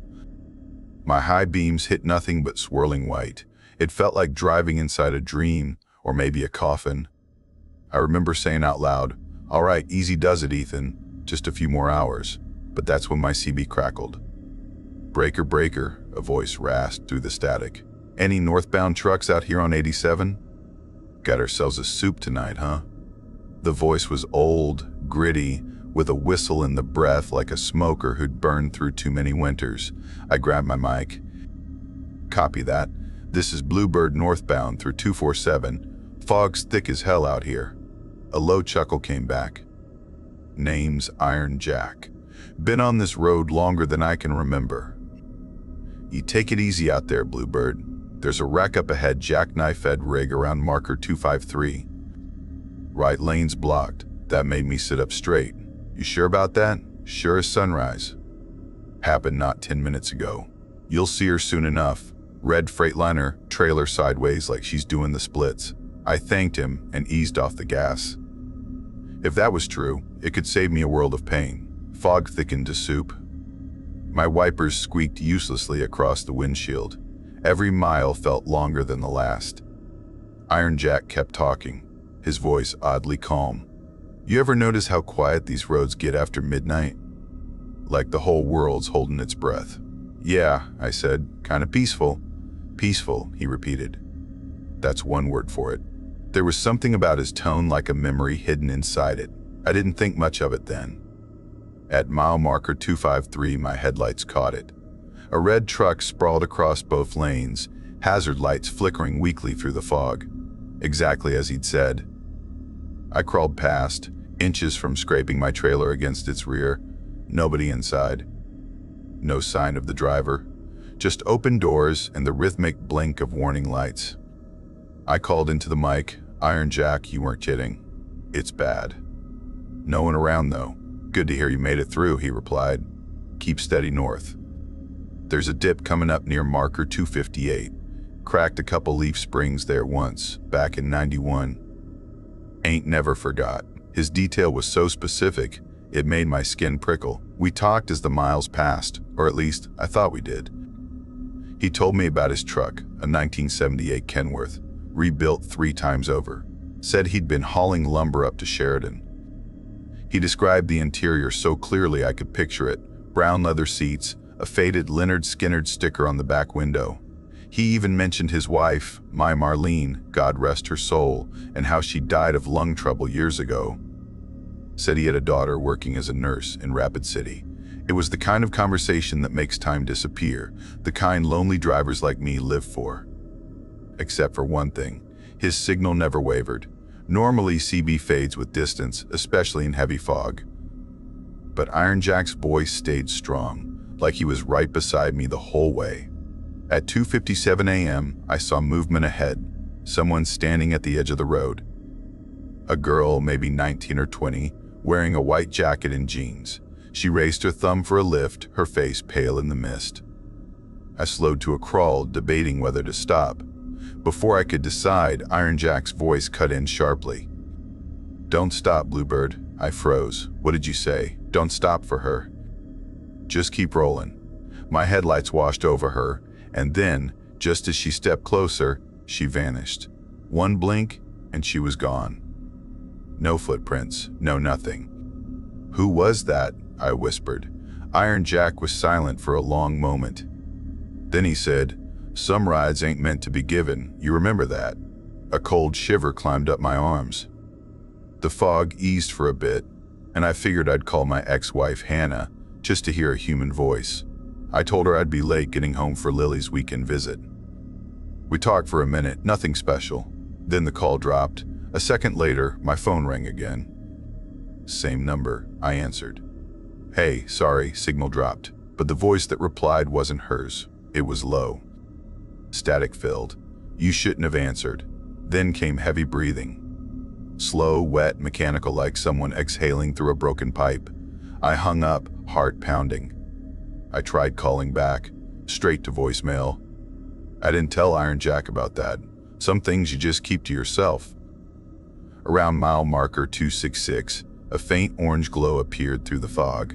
I eased closer, Turned out to be a car parked on the shoulder, headlights on, engine humming. Nobody inside. Driver's door open. Radio crackling softly. Then I noticed the sound coming from the speakers. Not music, not talk radio. It was breathing. Shallow, rhythmic, unmistakably human breathing. "Jack," I said into the mic, "you seeing this car on the shoulder?" His reply came slow and quiet. "Ain't nothing there, Bluebird." I looked back in the mirror. The car was gone. Just road and fog. My stomach dropped. The more we talked, the stranger things got. Jack told me stories of the road, about drivers who vanished mid-route, accidents that never got reported, radios that picked up voices from decades past. He said, "There's places out here where time folds in on itself, where yesterday and tomorrow ain't much different." I laughed nervously. "You're full of ghost stories, old man." He didn't laugh back. Then he coughed, a long, harsh cough that sounded like it hurt. "Old lungs," he muttered. "Too many Marlboros." Marlene used to nag me about that. Something about his tone felt final. As the night stretched on, the fog began to thin. I could see the faint outline of the mountains again. Iron Jack said he was pulling off at the Coyote Ridge truck stop, a few miles ahead. "Need to rest these eyes," he said. "Been good talking to you, Bluebird. You drive safe now." I smiled despite the fear creeping in. "Copy that, Jack. Maybe I'll catch you for breakfast sometime." He chuckled, soft and wheezing. "You owe me a coffee, son."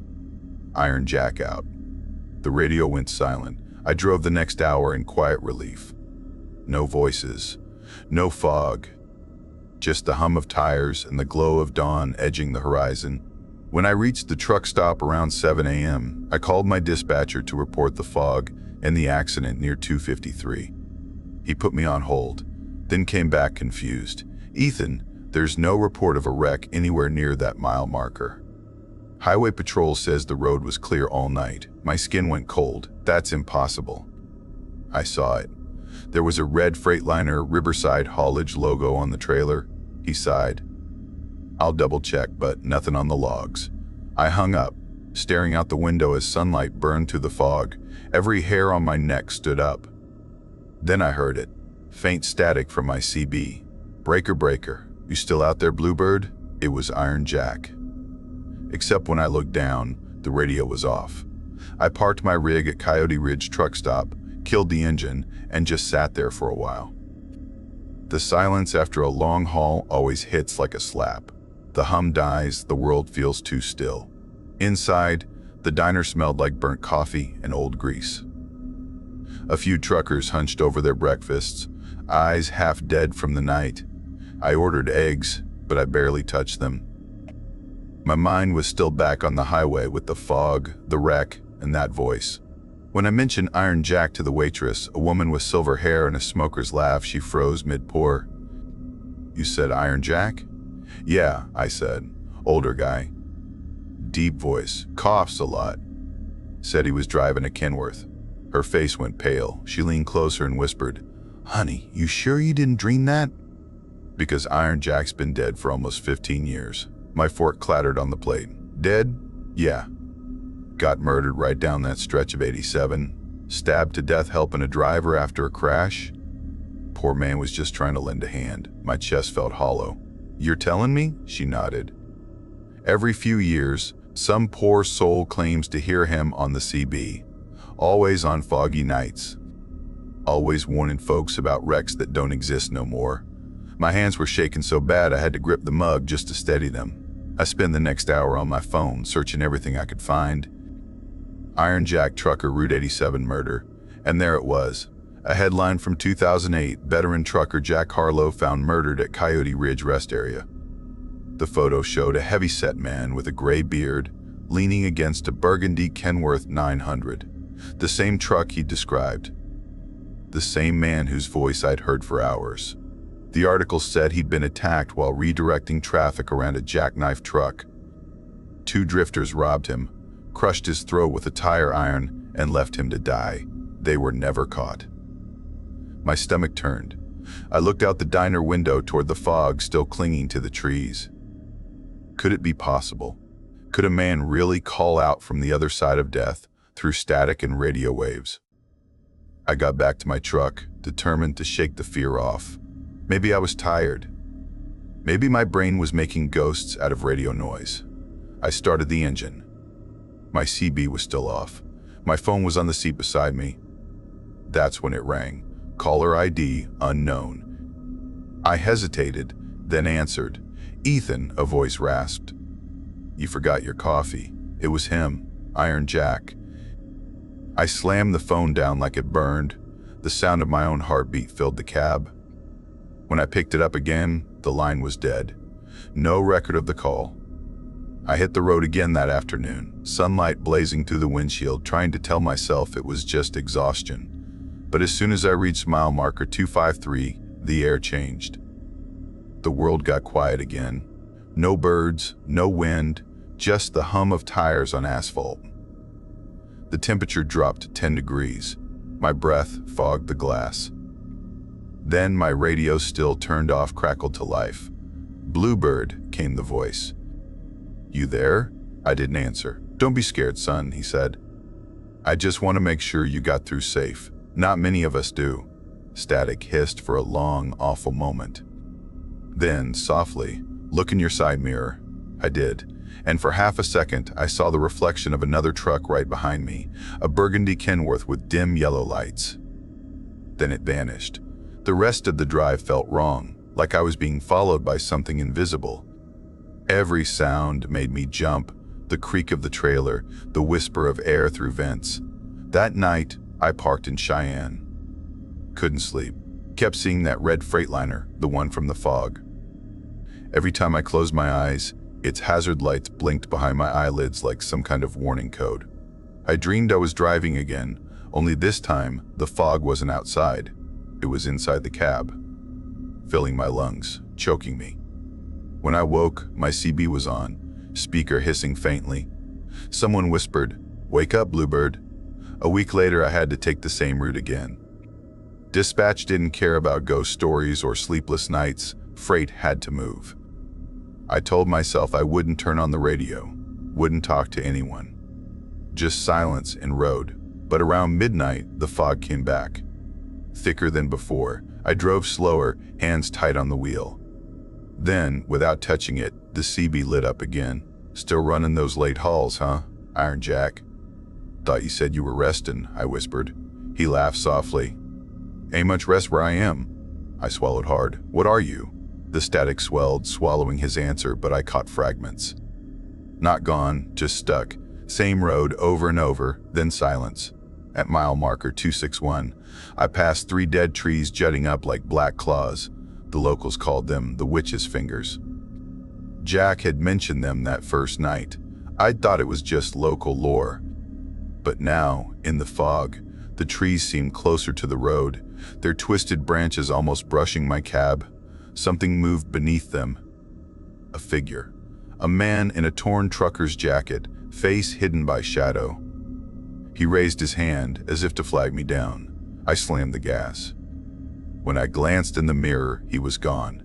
By the time I reached the next rest stop, my hands were shaking.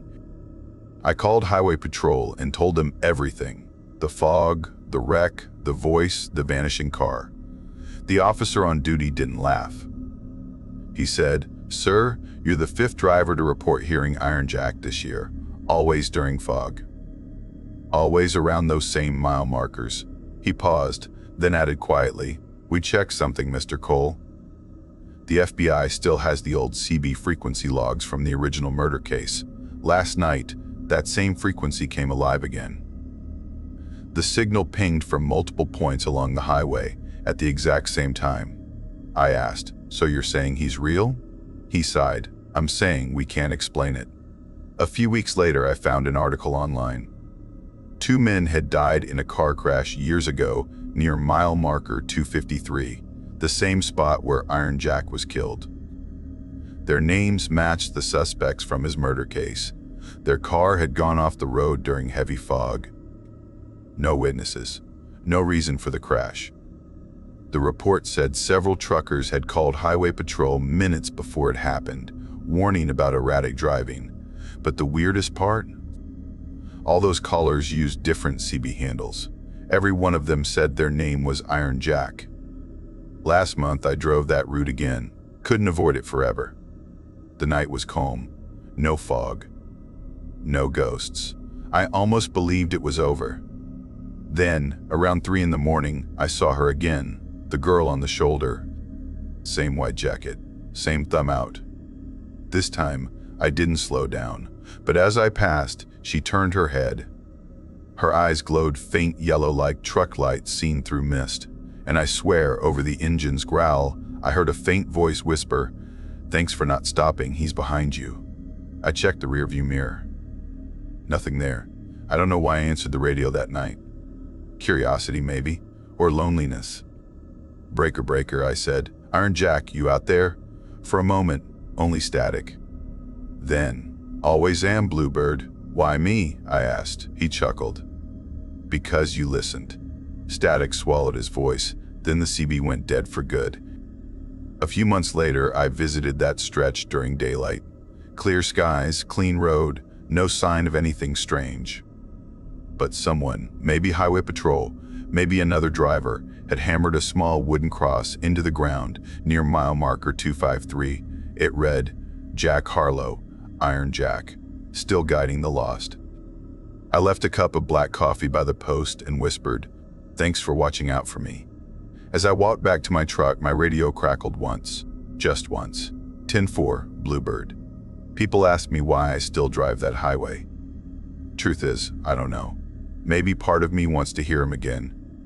Maybe I just want to believe that not everything that dies stays gone.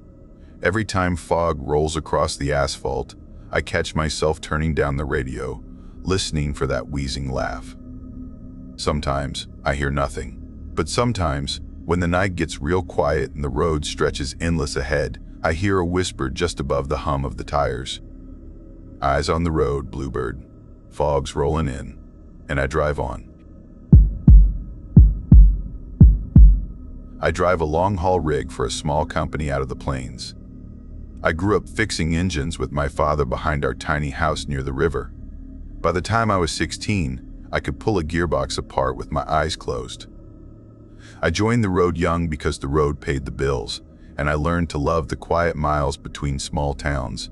I married once, lost that marriage to miles, and kept driving because the highway felt simple and straight, even when life wasn't. I don't drink. I keep notes in a black notebook. I talk little. I trust gauges more than people. That is my background, the plain truth of who is telling you this. I am not a man who scares easy.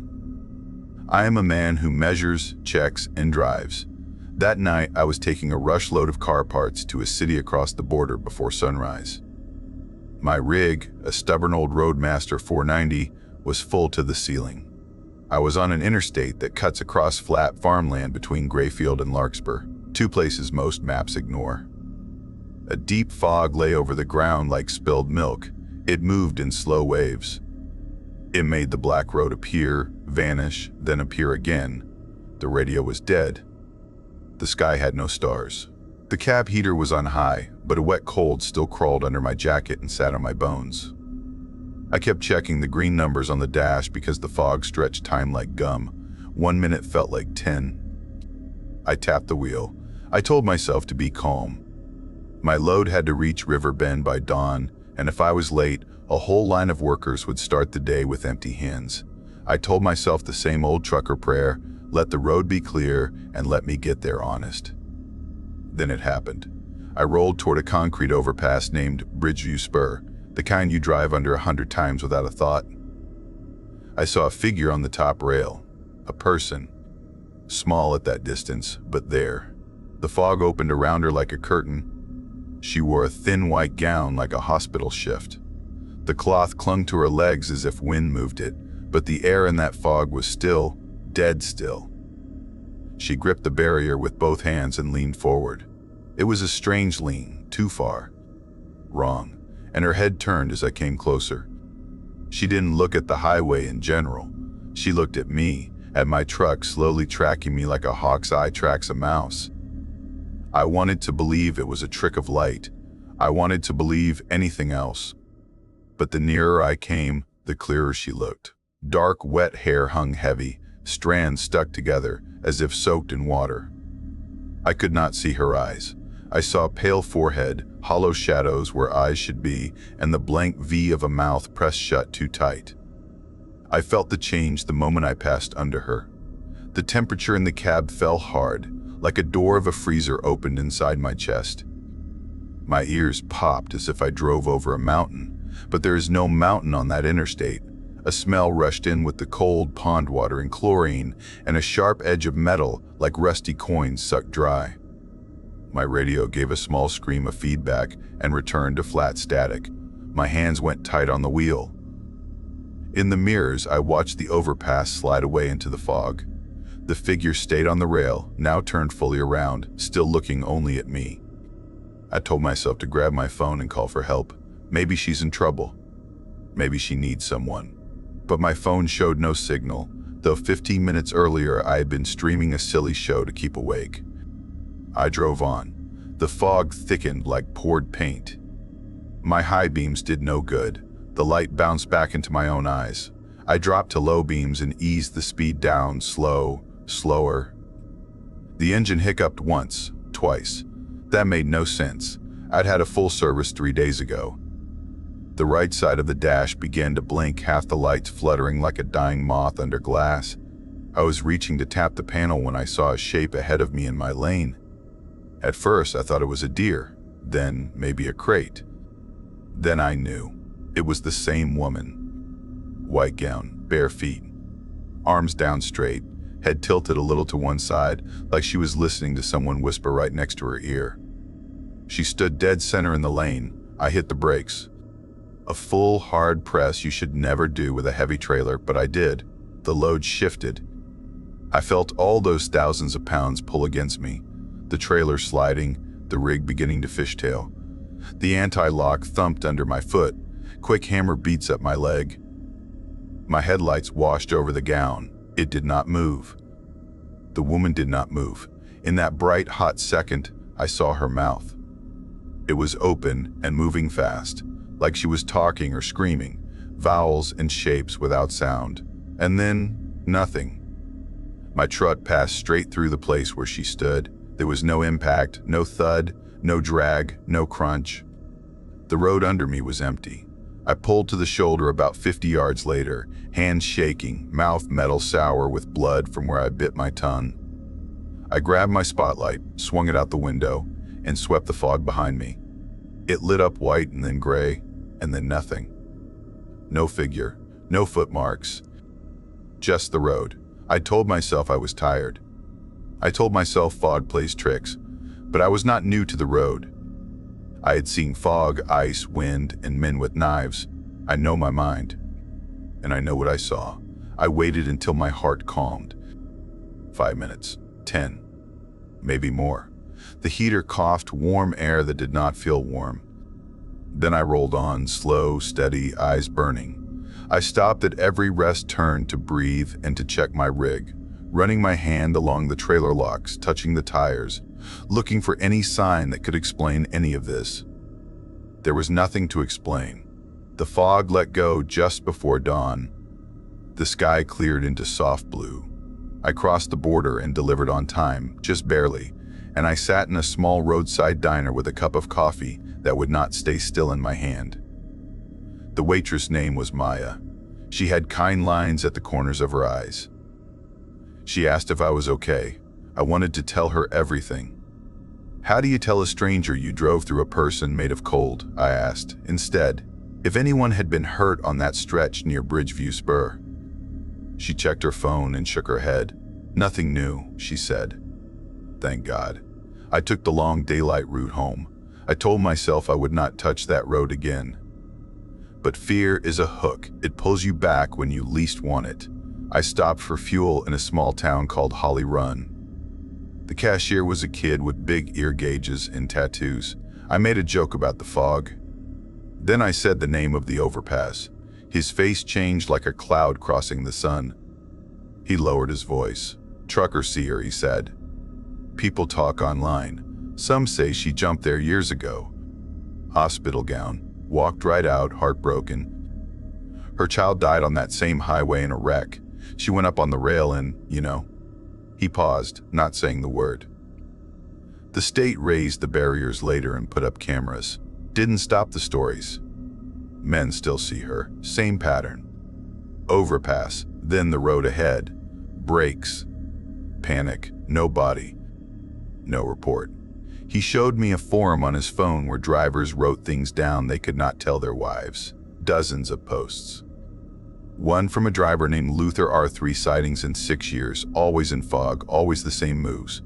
The last post was 4 weeks old. A short note about driving through the shape. Then news under it, Luther's rig went off the road in clear weather. He died. I carried that back to my motel on my old bones. I tried to sleep. I could not. I called my friend Faraz, a driver older than me, a man who taught me how to back a trailer into a tight dock with 2 inches to spare. When I said Bridgeview Spur, he went silent. Then he said, "You turned her head. If she looks for you again, don't go back there."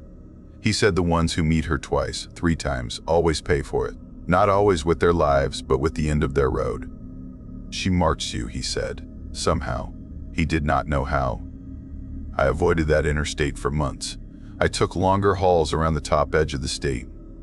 My dispatcher, Khalid, did not ask why. Maybe he knew. Maybe he was kind. But a rush job came in August, a bright, clear day with hot air and a wide blue sky, no fog anywhere. The deadline was sharp. The only way to make it was straight down the interstate past Bridgeview Spur. I told myself it would be fine. Sun. Traffic. Nothing to fear. Rayhan, a friend whose truck was in the shop, rode with me to keep me company. 2 men in a bright cab with music low and the aircon humming. We told jokes. We ate chips. We pretended we were not thinking about the overpass. Then we saw it. Broad daylight, many cars. The concrete rail ahead, and a thin white figure at the top. Same tilt, same grip. Same head turning slow as we rolled under. Rehan's hand clamped my arm so hard he left a bruise later. We did not speak, we did not stop. We just drove on with hard faces and quiet mouths until the shape in the mirror was small and then gone. That was my last run on that road. I changed companies a few weeks later, took less pay to work short routes up north. Rehan left trucking and went back to construction. We haven't said the word Bridgeview since, but stories don't end when we tell them to. The road holds marks the eye can't see. Sometimes they open under your tires. Sometimes they climb into your cab and sit in the back seat. Let me explain how it kept going. A month after I changed jobs, I got stuck on a quiet road at night with a flat tire. It was cold and dry, no fog, no wind. I pulled to the shoulder, grabbed the jack and the iron, and started to change the tire. The highway was empty. My breath made small clouds. I crouched, worked the lug nuts, counted them under my breath the way I always do. 1, 2, 3, 4, 5. That's when I heard it, footsteps on asphalt. Not my footsteps. Not the tick of cooling metal. Soft, bare steps behind me. A slow, steady rhythm like someone walking with care. I stood up and swung the flashlight around.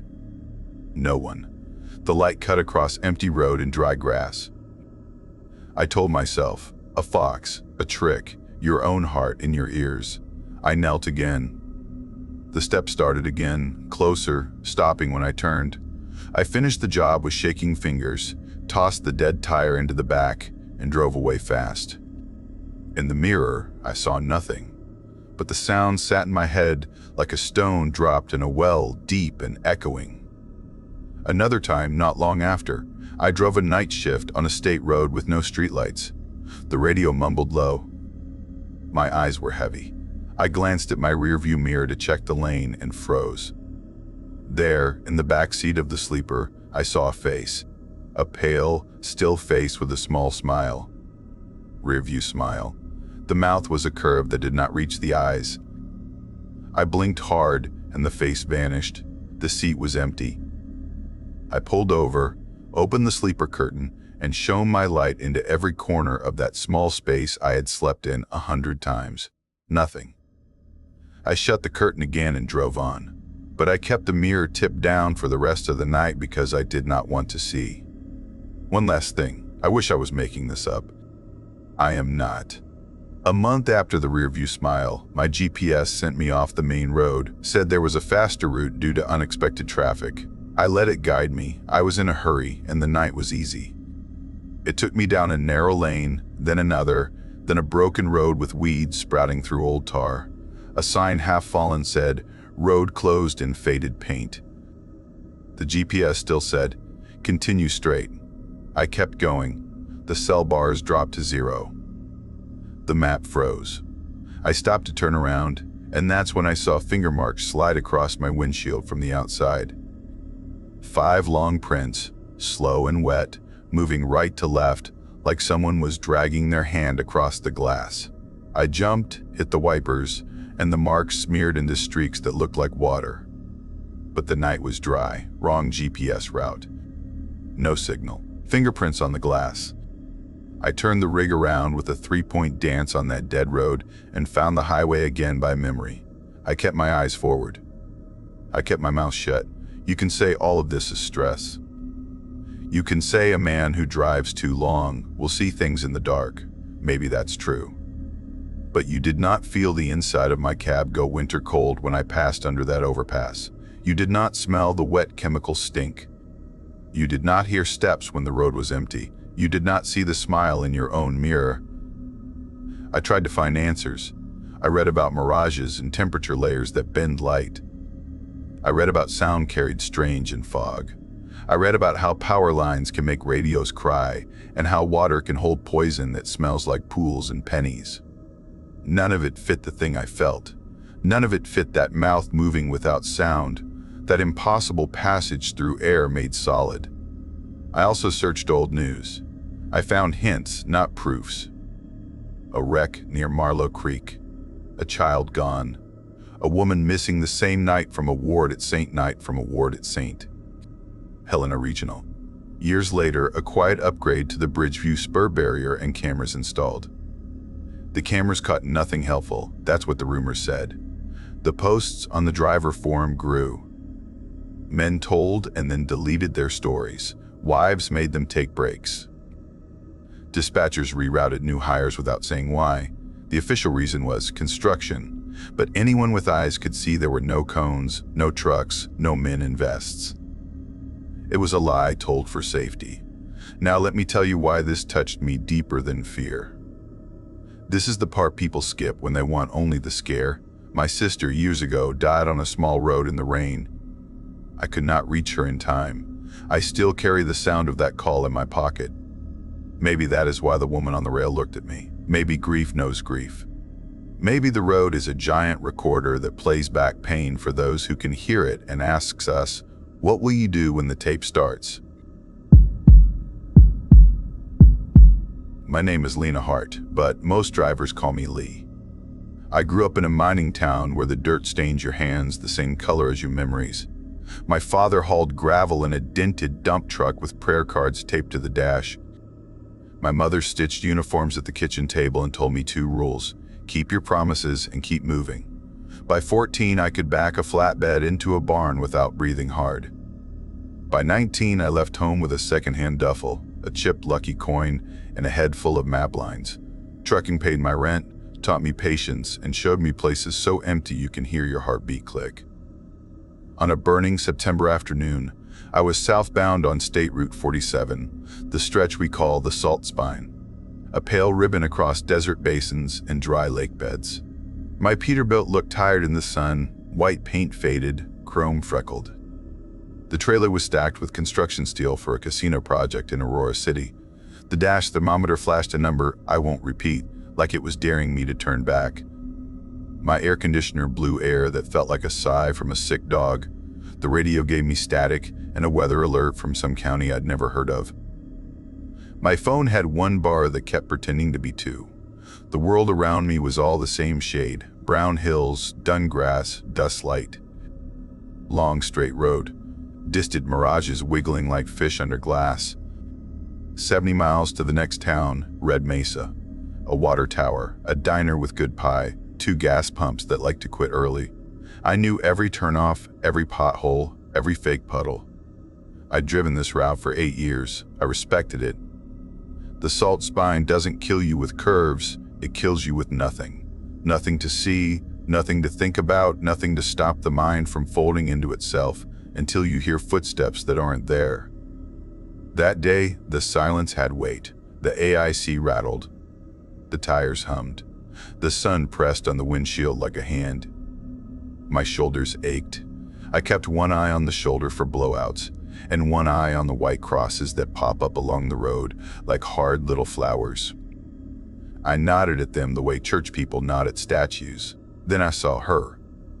At first, it was only a ripple heat making a shape that wasn't real, but the shape sharpened into a young woman walking south along the shoulder.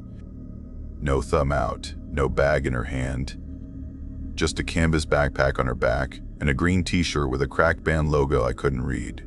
Tight jeans, dusty sneakers. 21, maybe 22, head slightly down, pace steady, like she was late to something she couldn't be late to. Rules say no riders. You can lose your job for picking up a stranger. I know those rules.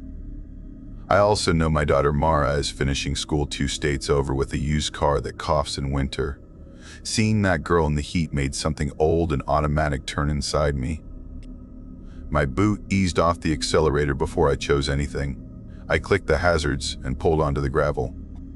The truck settled with a groan. She reached the door and didn't knock. She just looked up through the glass. Her eyes were this gray-green color that reminded me of the bottle shards kids find near railroad tracks. Her face was too pale for that hour. No burn, no sweat, no squint. It was like the sun skipped her. I leaned and popped the handle. She climbed in without a grunt, careful with the backpack like it carried glass. The seat creaked. She set the pack between her shoes and folded her hands on her thighs. Not shy, not chatty, just quiet in a way that made the cab feel like a church when no one is praying. "Thanks," she said, and her voice had an echo in it, like she was talking from the far end of a hallway I couldn't see. "Where you headed?" I asked, merging back onto the highway. "South," she said. "Red Mesa, past it. You got people waiting?" She didn't answer. She watched the road like she knew it better than I did. Her nails were painted a chipped purple, the color of desert flowers after a rare rain. The smell in the cab changed. Beneath the leather and machine grease came sage and wet dust, the smell that rides a storm when it's still far away. I tried the radio again. Static. The knob felt gritty. I clicked it off. We rode in that heavy quiet, engine under our feet like a big slow animal. I kept catching her in the corner of my eye, waiting to see a normal thing, a swallow, a sigh, a reach for water. But she didn't. Not a twitch. We passed an empty bus stop, just a rust frame and a broken bench, half swallowed by weeds. No routes run out there, not in the day, not at night. Still, drivers talk about it. They say if you pass at midnight, you'll see a woman waiting, her shoes not touching the ground, hair floating like it's in water. I'd laughed at that story in daylight. Sun makes you bold. Night takes that back with interest. Mile markers slid by. The road lifted and fell in long, slow waves. Cicadas buzzed in the scrub. My dash clock clicked forward and made time feel like something with corners. The girl kept staring ahead. My knuckles were white on the wheel. Up ahead, I saw one of those small white crosses. 2 boards wired together, a ribbon turned gray by sun. I have a habit of lifting my foot when I pass them. Like respect is something you can measure in miles per hour. As we neared, the girl moved for the first time. She turned her head very slowly and pressed her palm to the window. "Here," she said. "Please stop." I braked harder than I meant to. Gravel hissed under the tires. The heat came through the vent like a furnace breath.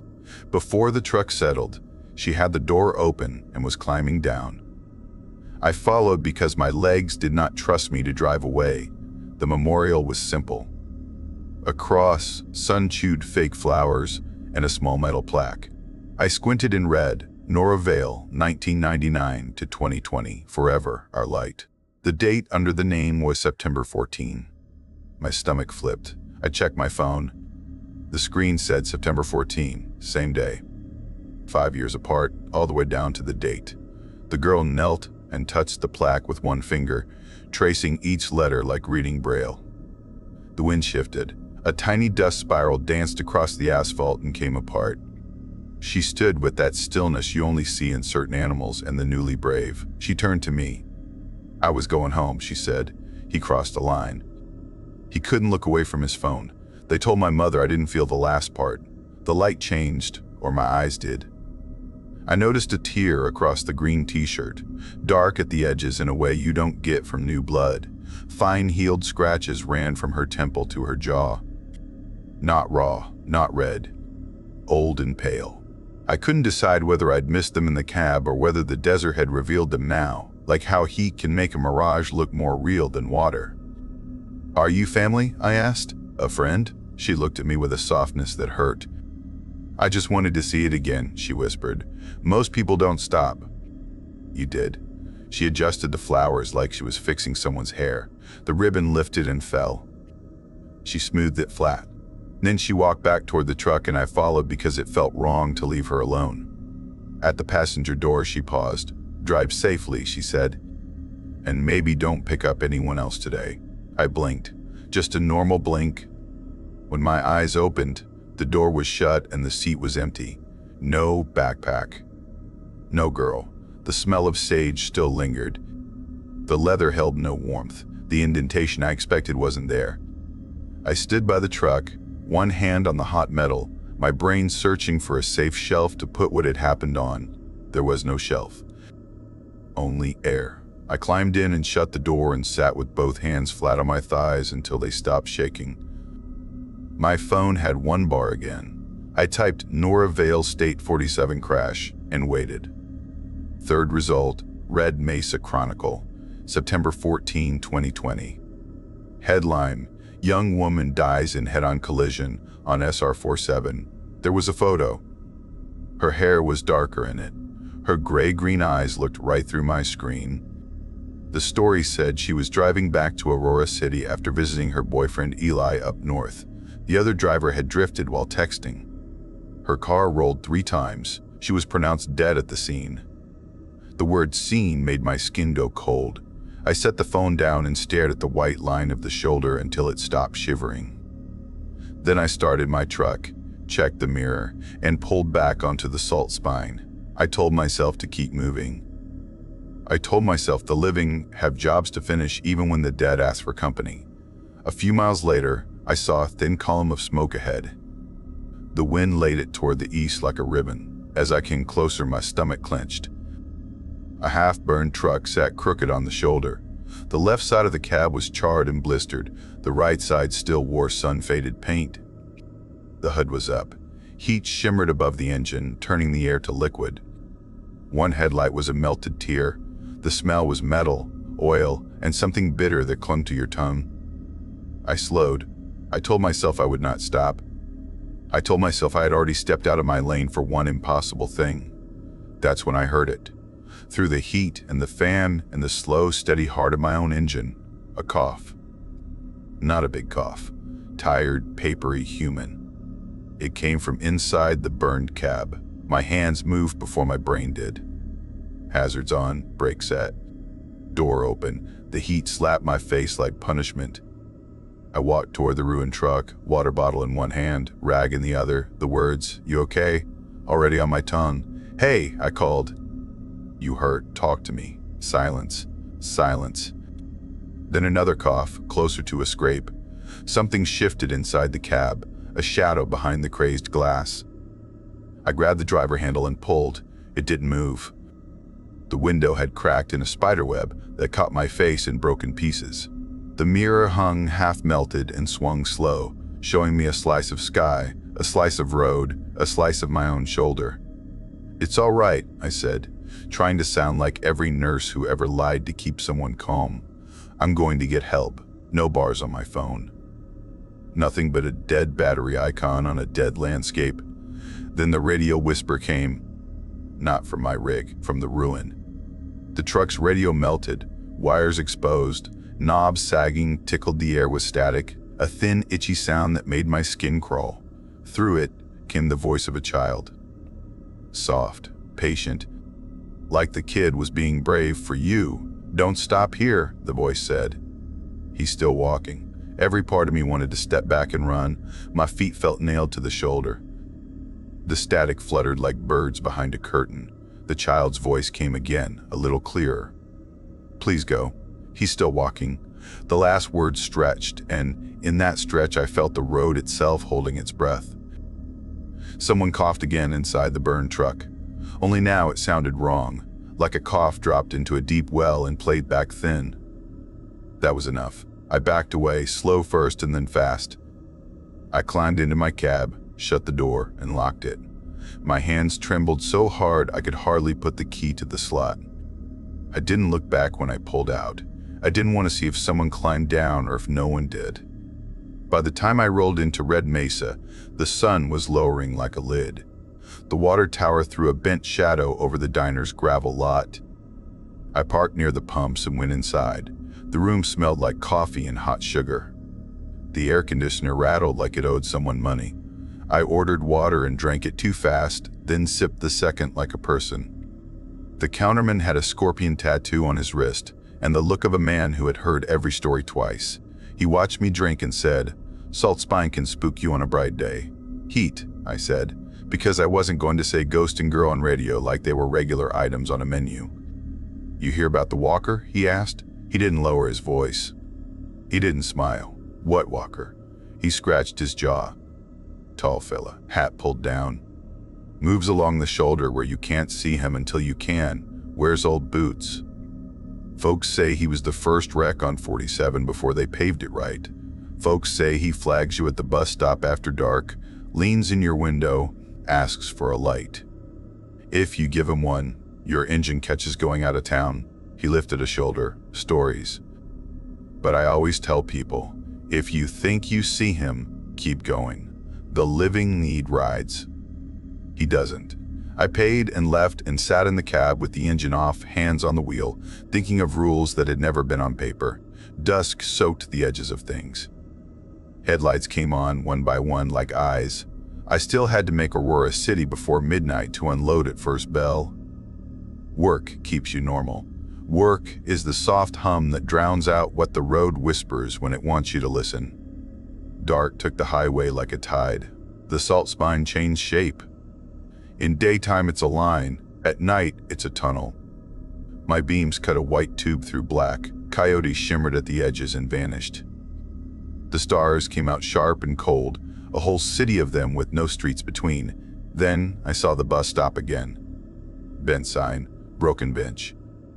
The weeds looked like hands in the light. The bench was not empty.